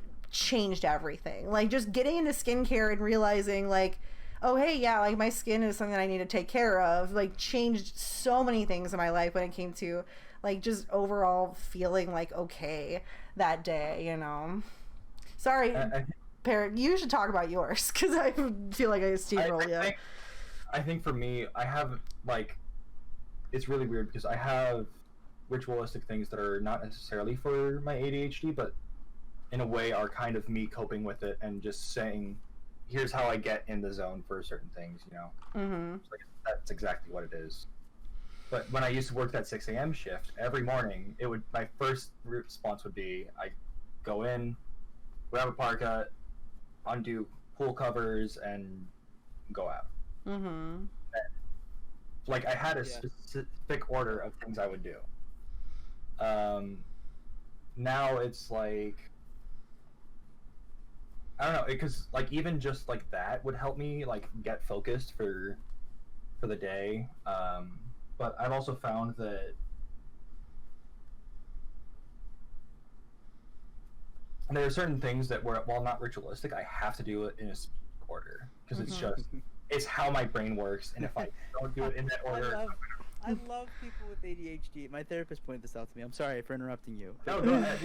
We'll say it's not for ritualistic, but I do things this really like the way that we contextualize and process things is so different than everybody else, because to them it is, but to us it is not. It doesn't fall into the category, right? Yeah. Even though it is. But it's not. But it is, but it's not. Yeah. I'm so sorry. Continue. No, you're it's like to the point of like, if I don't have phone in specific pocket, wallet in specific pocket, keys in specific pocket, I'm gonna like, I'm gonna feel go off. I'm like, where's my phone? Where's my phone? Yeah. It's a comfort thing. It's comforting. Yeah, it is a comfort thing. Yeah. So, oh man. And I had that happen because like, I usually used to keep my keys in my like back pocket, and then a bunch of my jeans got like holes in that pocket where the keys would fall through. And then suddenly I'd like, oh god, where are my keys? Oh great, I moved. Yeah. So yeah. if you guys, say for example, okay, so here's the deal. You're waking up from pre-COVID. You're waking up, you're going to work, you grab your keys or whatever, you have your routine in the morning. Oh no, a thing has happened that is completely different, that doesn't happen in the morning. Your dog threw up, you gotta do X, Y, or Z, right? You leave the house, you have forgotten something that you needed that day. You forgot your lunch, you forgot whatever it is that you know, whatever, you know, your wallet that you set down whenever you went to go take care of your dog. I think when it comes to routine and ADHD, the term is executive function, and a lot of executive function is if this then that. That's true. Forward down a line of chain of events. And if there is a disruption in that chain, it's all falling apart, right? Like we will come back onto that chain, but we may have skipped a bunch of steps because your brain dropped it. The executive function failed you in that moment. So you mentioned routine and ritualistic things. That is so huge and comforting for people like us to have that always. It is a consistent thing that we can always rely on to help us exist. Yeah. I'd also like to point out that every single one of us is holding a thing. I saw you with your deck of cards earlier. With my scrunchie. And you're eating, because if we didn't have these things, we would not be paying attention to each other. It's a lot harder. It's just like when you have something for your hands to like kind of like deal with, you know, it's a lot easier to focus. I've been continually picking this up and folding it and laying it out flat for the entire hour and a half that we've been here. Or like the leg bounce, the lovely, if you don't have anything else, it's the leg bounce, you know? These are the things that I point out to people that don't understand ADHD, and like I'll be in a meeting and I see, do you see so and so over there like fiddling, like you know, you see me fiddling. It's like, it's not because I'm not paying attention.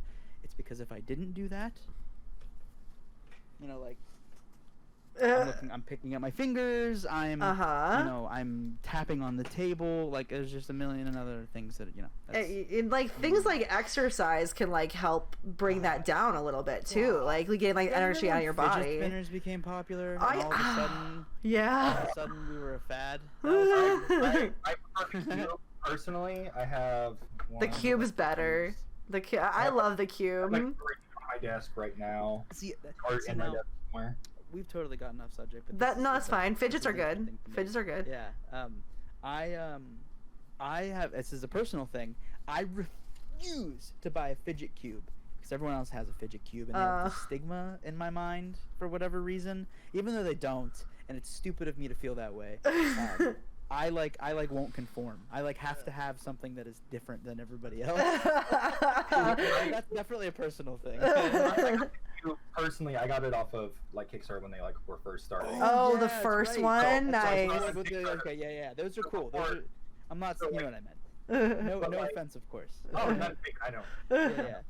Like it's your opinion, it's your taste. Absolutely. And I found though that it was so helpful for me. That's good. Even if I was like in class, because it was like a lot of like the fidgets that I've developed over time I can't really use in classrooms unless it's like, except for like the tossing the pencil, but then I'm not taking notes, right? And so I found that the cube was so helpful, but I think the fidgets are huge. Yeah.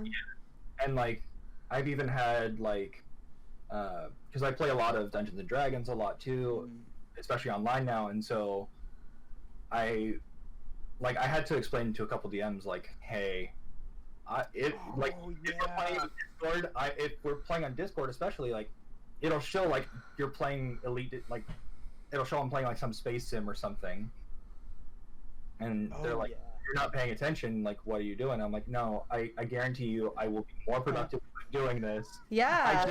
I need to just like clicking and moving the camera. Chill out, all right? Like that's all I'm doing.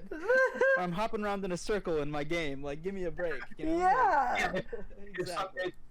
And like and when I explain that, where it's like, I fully seem like I'm not paying attention, and I get that, but or even like when I used to lifeguard, like I would have music in a lot of time.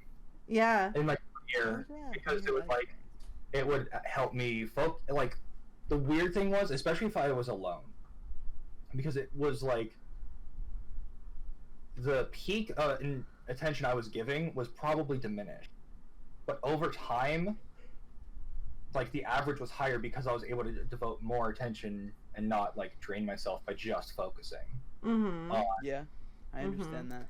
Yeah, when I was a kid, this was third grade. My third grade teacher rocked. Like he was just like one of those genuine guys, right? And he was reading to the class one day, and I was drawing while he was reading the class, and he had asked me like, "Hey, Kat, like, do you know what happened?" And I just repeated the whole fucking thing to him, like, because like right? I think we've all had a moment like that. It's teachers off that same thing. Like have my little, I'd be like sitting super cross-legged, Harry Potter in hand. Yeah. Or, like super into like reading some book, and they're explaining, and they're like, they'll try to get me, be like, Joe, what was going on? And I would repeat verbatim what they said. Yeah, like it didn't like me. It's the what was that, Kyle? Oh, I heard you. Mitochondria is the powerhouse of the cell. Yeah, exactly. Exactly. It's just, and like later on in college. Yeah. It's such a vibe. In college, like I was like crocheting in my philosophy classes, and like it confused people, but I was like, no, like I'm here because like I would just literally be crocheting because it's like such a repetitive movement anyway that like I'm still here to talk about ethics, like like I'm just no better class to just crochet it. Than philosophy. And I don't know why. I can't explain the reasoning, but I mean, it makes sense. And like, but then of course, like, I went to my Spanish class and I tried that shit at one of my Spanish classes. She was like, put that away. And I'm like, bitch, do you want me to like pay attention or not? Because like, it was hard to explain that to her. She didn't understand, you know, and so I had to put it away. Bro, in science class? What are you doing? In science class. I don't think that's true. though I'm sure that I definitely went to class high a lot. For sure. I never did in high school. No, not high school. I didn't start smoking weed until college, but What yeah. S. Maynard just said is in chat is true, where we'll be playing, she and I will play games together. Mm-hmm. I'll have her voice, game audio, music, another stream up. I'll have like 5 different audio sources, and like somehow I'm like doing better than if I didn't have all of that. Right. Yeah, it's so wild how we can just like handle all that information, though at the same time, like I'm finding that like nowadays it is kind of harder for me to like kind of hold that much information. It more is about like, you know, I really can't deal if like I'm trying to like read something and someone's trying to talk to me at the same time, or if I'm trying to like watch something, you know, like that's hard for me. But like it does come out in a lot of ways where I need to have like something to like listen to while I'm working, or like I need to have something to kind of like keep like my brain like, you know, busy while I'm doing like busy work for my job, you know, like the stuff that's like really heavy data, you know, that I have to sift through. It's like, yeah, I'm just gonna pull up some like random YouTube fucking video essay about some fucking leftist whatever shit, you know, and then just listen to that. Radicalize you, you know, yeah, while I'm doing this, like while I'm doing just this, like a PragerU ad and just mock it the whole time. like fuck you guys. This is kind of a side question, but That's fine. You guys ever listen or are you aware of ASMR? I'm familiar with it. Yeah. I'm aware of it. Okay, so I really like tapping. Like if I'm working on code, like people tapping like on wooden objects is very soothing and allows me to focus on whatever I'm doing. It's like if there was like a rain, it's probably another good one, or a thunderstorm. Those really help me focus in general, white noise. Yeah. For a while, I don't do this very often anymore, but for a while I was using my Google Home to play white noise while I was sleeping. Nice. And so that was kind of really helpful to kind of like have my brain just kind of have something to like focus on while I was trying to sleep. There was some other thing that came up, and then of course I forgot it, but that's fine. yeah. It's like we do, a lot of us really do like multitask a lot, and just kind of like our brain craves like stimulation in some way, shape, or form, you know, even when we're doing, especially when you're doing that stuff, that's like kind of hard to do. You know, there's one thing I want to kind of bring up. When it comes to like emotions can be such a huge block to us getting things done. And so I was kind of talking this with my therapist about this last week, about how I had this issue where I went to go see like an ENT because I was having issues with my voice, and like considering that I'm a streamer, I'm classified as a professional voice user, and I had a problem where like my vocal cords were like, there was like pain in my vocal cords, and I had a previous voice injury in the past, so like it's kind of like a checkup thing. I wanted to go get it checked up. Turns out that the information that I received about whether or not this doctor was in my network was untrue, so I'm having to pay out of pocket for this scope. And so like it's stuff like that will get us to just like kind of shut down from the situation in general. Things don't go the way they're supposed to. And it's like, you know, now I'm out, like, because I got the wrong information somehow, I'm out like, you know, $650 when I probably didn't need to be. And then now because I'm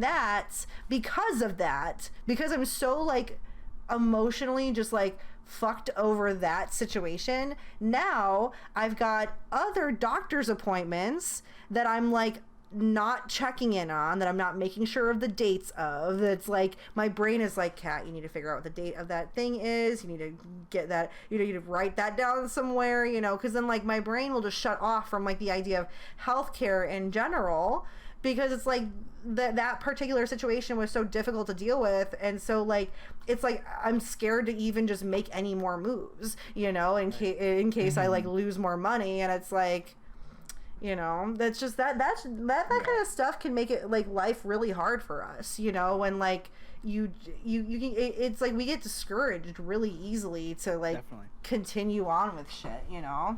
Yeah So I definitely had that same issue, but not with the doctor, more with the ticket that I got. Oh yeah. And this was like a year ago, so I'm not too mad about it now. I'm more annoyed. But the law they said I was ticketed for just said, oh, local officials can set regulations for carpool lanes. And it's like, cool. Yeah. So I looked through my local regulations, and there's nothing about the thing that the cop gave me a ticket for. Mm-hmm. And it's like, yeah, I probably could have, but it's like, I'm out $500 now. I'm not even necessarily mad that it's like, I'm out $500. It's just like, if you're going, yeah, like, sucks you got caught. Yeah. No, that's the thing. This is a law that is like nowhere, and I didn't know was a thing until the cop pulled me over for it. Oh, that's gotta be infuriating, right? Yeah, and so Yeah. I was like, at the very least, like, if you're going to ticket me, it has to be like super precise. And then the thing he cites me for is local officials can set regulations on these. I'd be furious. And then like none of the local things have anything. It's like, okay, cool. I don't even care if it was like, I don't even care that I'm out $500 now. I just want to be able to see the rules so that I need a practical reason for what just happened. Exactly. I am going to flip the fuck out. Yeah. Exactly. Yeah. That's actually a really interesting thing to talk about. Is that like, I don't know if people realize this, but people with ADHD are more likely to be involved in like they're more likely to get like things like speeding tickets, be in accidents. I'm pretty sure that there's like a lot of people with ADHD who are in prisons, you know, because of impulsive behavior and stuff like that. So like that's like that, you know, like that's like in, you know, an important thing to remember is that like this stuff affects like I think I just want to like kind of drive it home again. Like this stuff affects literally every aspect of our lives. Like it affects the way we eat. It affects the way that like, you know, it affects our ability to drive a motor vehicle. It affects like our education. Like it affects our work, you know. It affects our relationships because, hey, you might say something impulsively to your significant other that you probably shouldn't have, and now they're mad at you. Yeah. You might like. If you're listening, I'm sorry. you might just like be somewhere else. Like you might be with your partner and your brain is just somewhere fucking else, you know. And it's like you can't give them like the focus that they need. Yeah, I struggle with that too. So like, ultimately, it's about like being honest, you know. Yeah.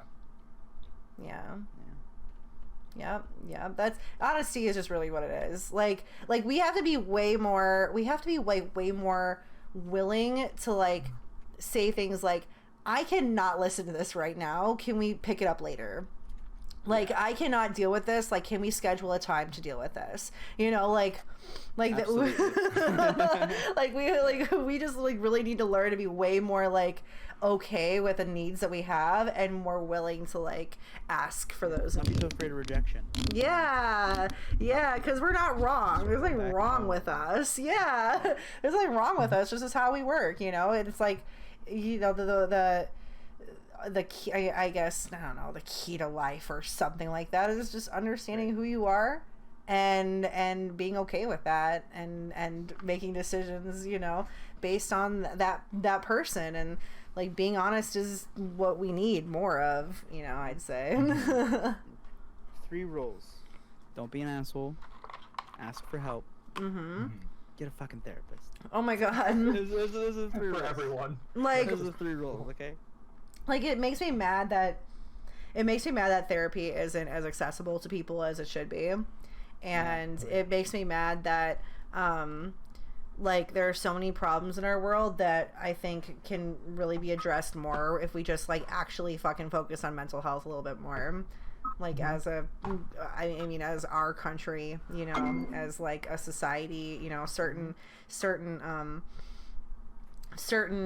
social groups, you know, just have, like, completely different ideas about what mental health is compared to other social groups. And it's just like, this shit, like we said, this shit affects all, like, us in such a, as an adult, this stuff affects us in such a more in a much deeper way than it does when we're a kid. Like, if we're, like, when we're a kid, it's like that's like, oh, you didn't do your homework, you know, that's how it. But, like, when we're an adult and we're expect to, like, take care of ourselves and, like, live in a house and, like, have capital, you know, and money to use and stuff like that, it's like, it gets really, it's just so hard. Saved up to use is now on tacos because I wanted tacos at 3 a.m. Yes, and we struggle with money. At least I do. I struggle with money, and I'm sure, like, a lot of other people do.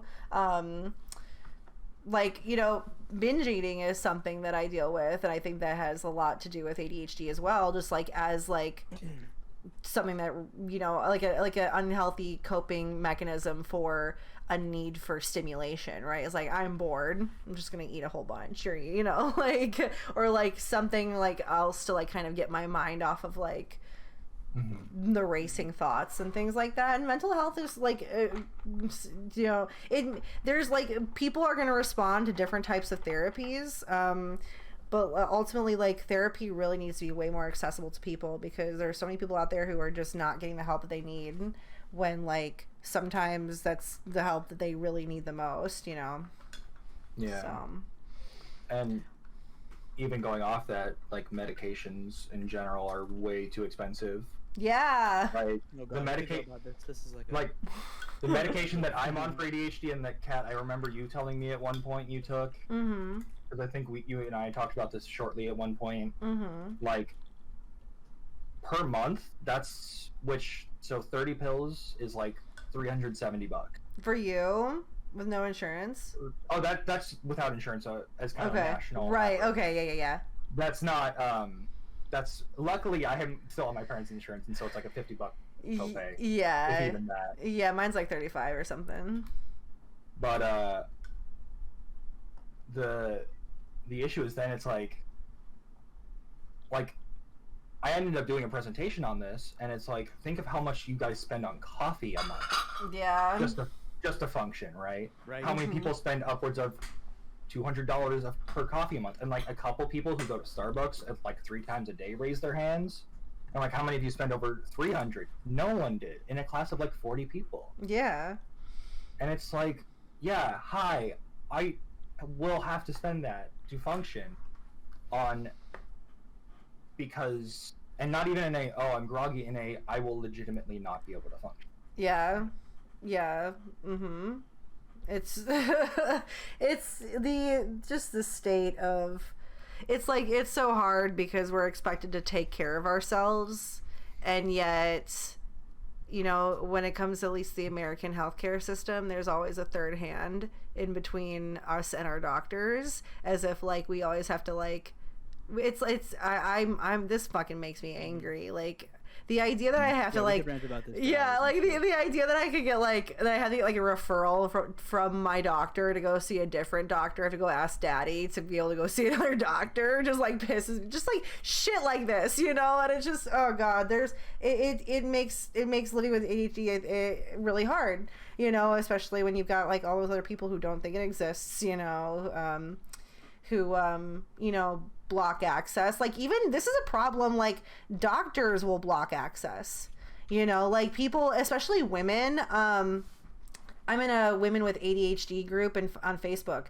and I'll see, like, a lot of people posting about how their doctors, like, either like will lie to them, or, like, just kind of act like they don't have it, you know. Like, one lady was like, I live in Illinois, and my doctor said that it's illegal in Illinois to prescribe ADHD medication to adults. And I'm like, I just picked up my Vyvanse like a week ago. Like, what doctor is this? Because they're wrong. Like, it's literally. I've heard a lot about that medication.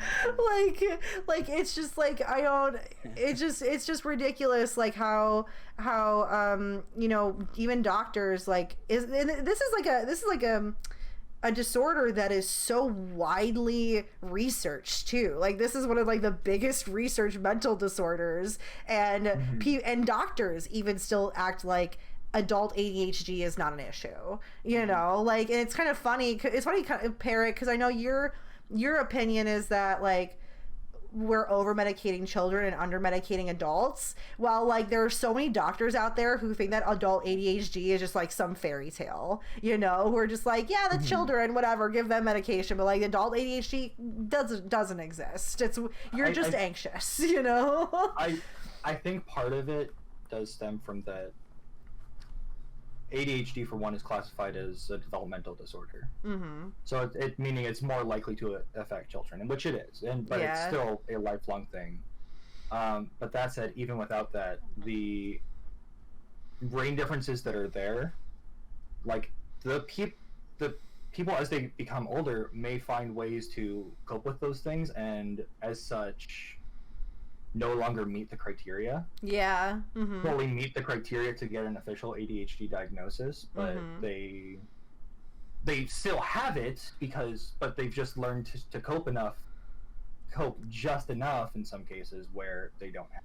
Yeah, it's like not a debilitating issue anymore for them. While like for many adults who are unaware of like what, like there are a lot of adults out there that I'm sure are just completely unaware of like the what there is actually going on in their brains, and like that is when it's so like insidious, and like when we're adults, like that's when it starts to become super debilitating, and that makes me angry that like doctors act like this isn't a thing, you know. Like, it's just like adult ADHD, what is that? Like doctors will be too afraid to like prescribe, you know, prescriptions and things like that. But it's like, you know, there's an inherent risk to every fucking prescription. Like what's, you know, like I don't understand like why is, you know, it's just stigma.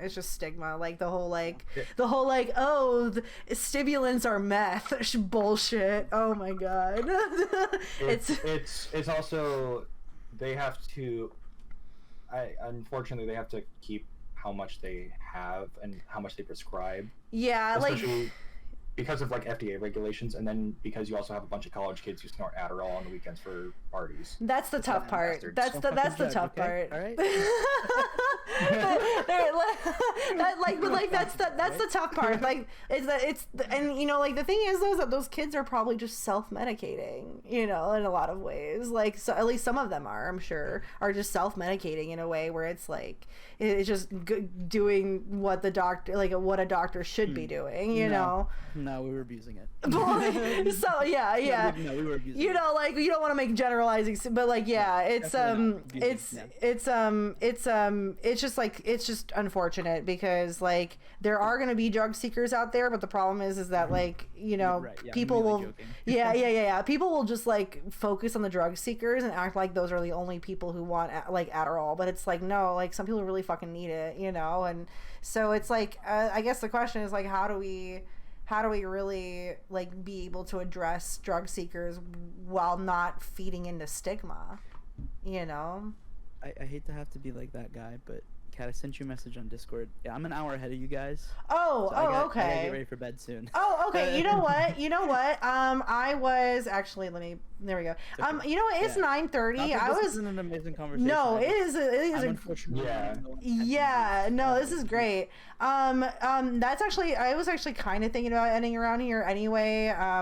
We got into it, so like, you know, that's fine. Absolutely. So yeah, we can actually call it a night. So, if anybody has any like extra last things you want to tack on, you guys or the chat, go ahead. Otherwise we'll kind of just start winding down. I want to say thank you. This was fun. Good. I am always thrilled and always overly excited to talk about my own personal experiences with everything. Awesome. Hell yeah. And it also blows. It's also, I've also kind of realized it's very mind blowing for me to be. I don't know. I've always been the person that creates things and wants to have people on them. So it's been very interesting to be the person that is on something that someone else has been created, and I'm the person somebody wanted them to be on. Yay! I like this way better. Good. Well, I'm glad. I'm glad. Seriously, thank you. And if you ever want to, I'm always open to talk about this stuff literally whenever. So like, at me on Twitter or whatever, and I can talk to you about anything. Yeah. Go follow PostCubicleKyle at all of the things. I don't stream it all, but You know, like Twitter is where you should follow PostCubicleKyle so you can see his nice Star Wars takes. I think if there's one thing I did take away from this, it's awesome to know what's different and what's the same. You know, like there are things that you experience that I don't experience, and then there are things that we experience in different ways, and that's cool. That's cool. Yeah, and it really I know is. We didn't talk a lot about content creation, but that's okay. That's fine. I think if anything, having this ability to understand is more important, and then it's all valuable. Yeah. I'm not. I like the last thing I want to do in a conversation about ADHD is stress over schedule. It's just stress over schedule, and it's just stress over whether or not we're because ultimately it's all valuable, it's all real, so that's all that matters. But yeah, thank you so much for joining us. Like, it's really nice to have you on. And I was telling Kyle earlier, like, this is the first time I've had someone on my stream who we've never really interacted in this way. We've only mainly interacted through Twitter, so this is a really cool way to kind of get to know each other, So yeah, thank you so much for joining us. It was really cool to have you, and thank you so much to Parrot for joining us as well. Nice to meet you, yeah, thank you for having me, and it was nice to meet you as well, Kyle. And to anyone in chat, if you guys want to talk about this as well, I'm also open to it, either experiences or some coping mechanisms or kind of the science side. I'm more than happy to talk about this stuff because we need to talk about it, and also this is just about this stuff. This is my area. This is what I enjoy, so. Yeah, that's awesome. Hell yeah. Well, thank you all so much. You guys can hop off the call if you'd like. I'll just raid the chat, and yeah, thank y'all. That was really good time. I hope y'all have a good sleep. Thank you. You're welcome. Bye. See ya.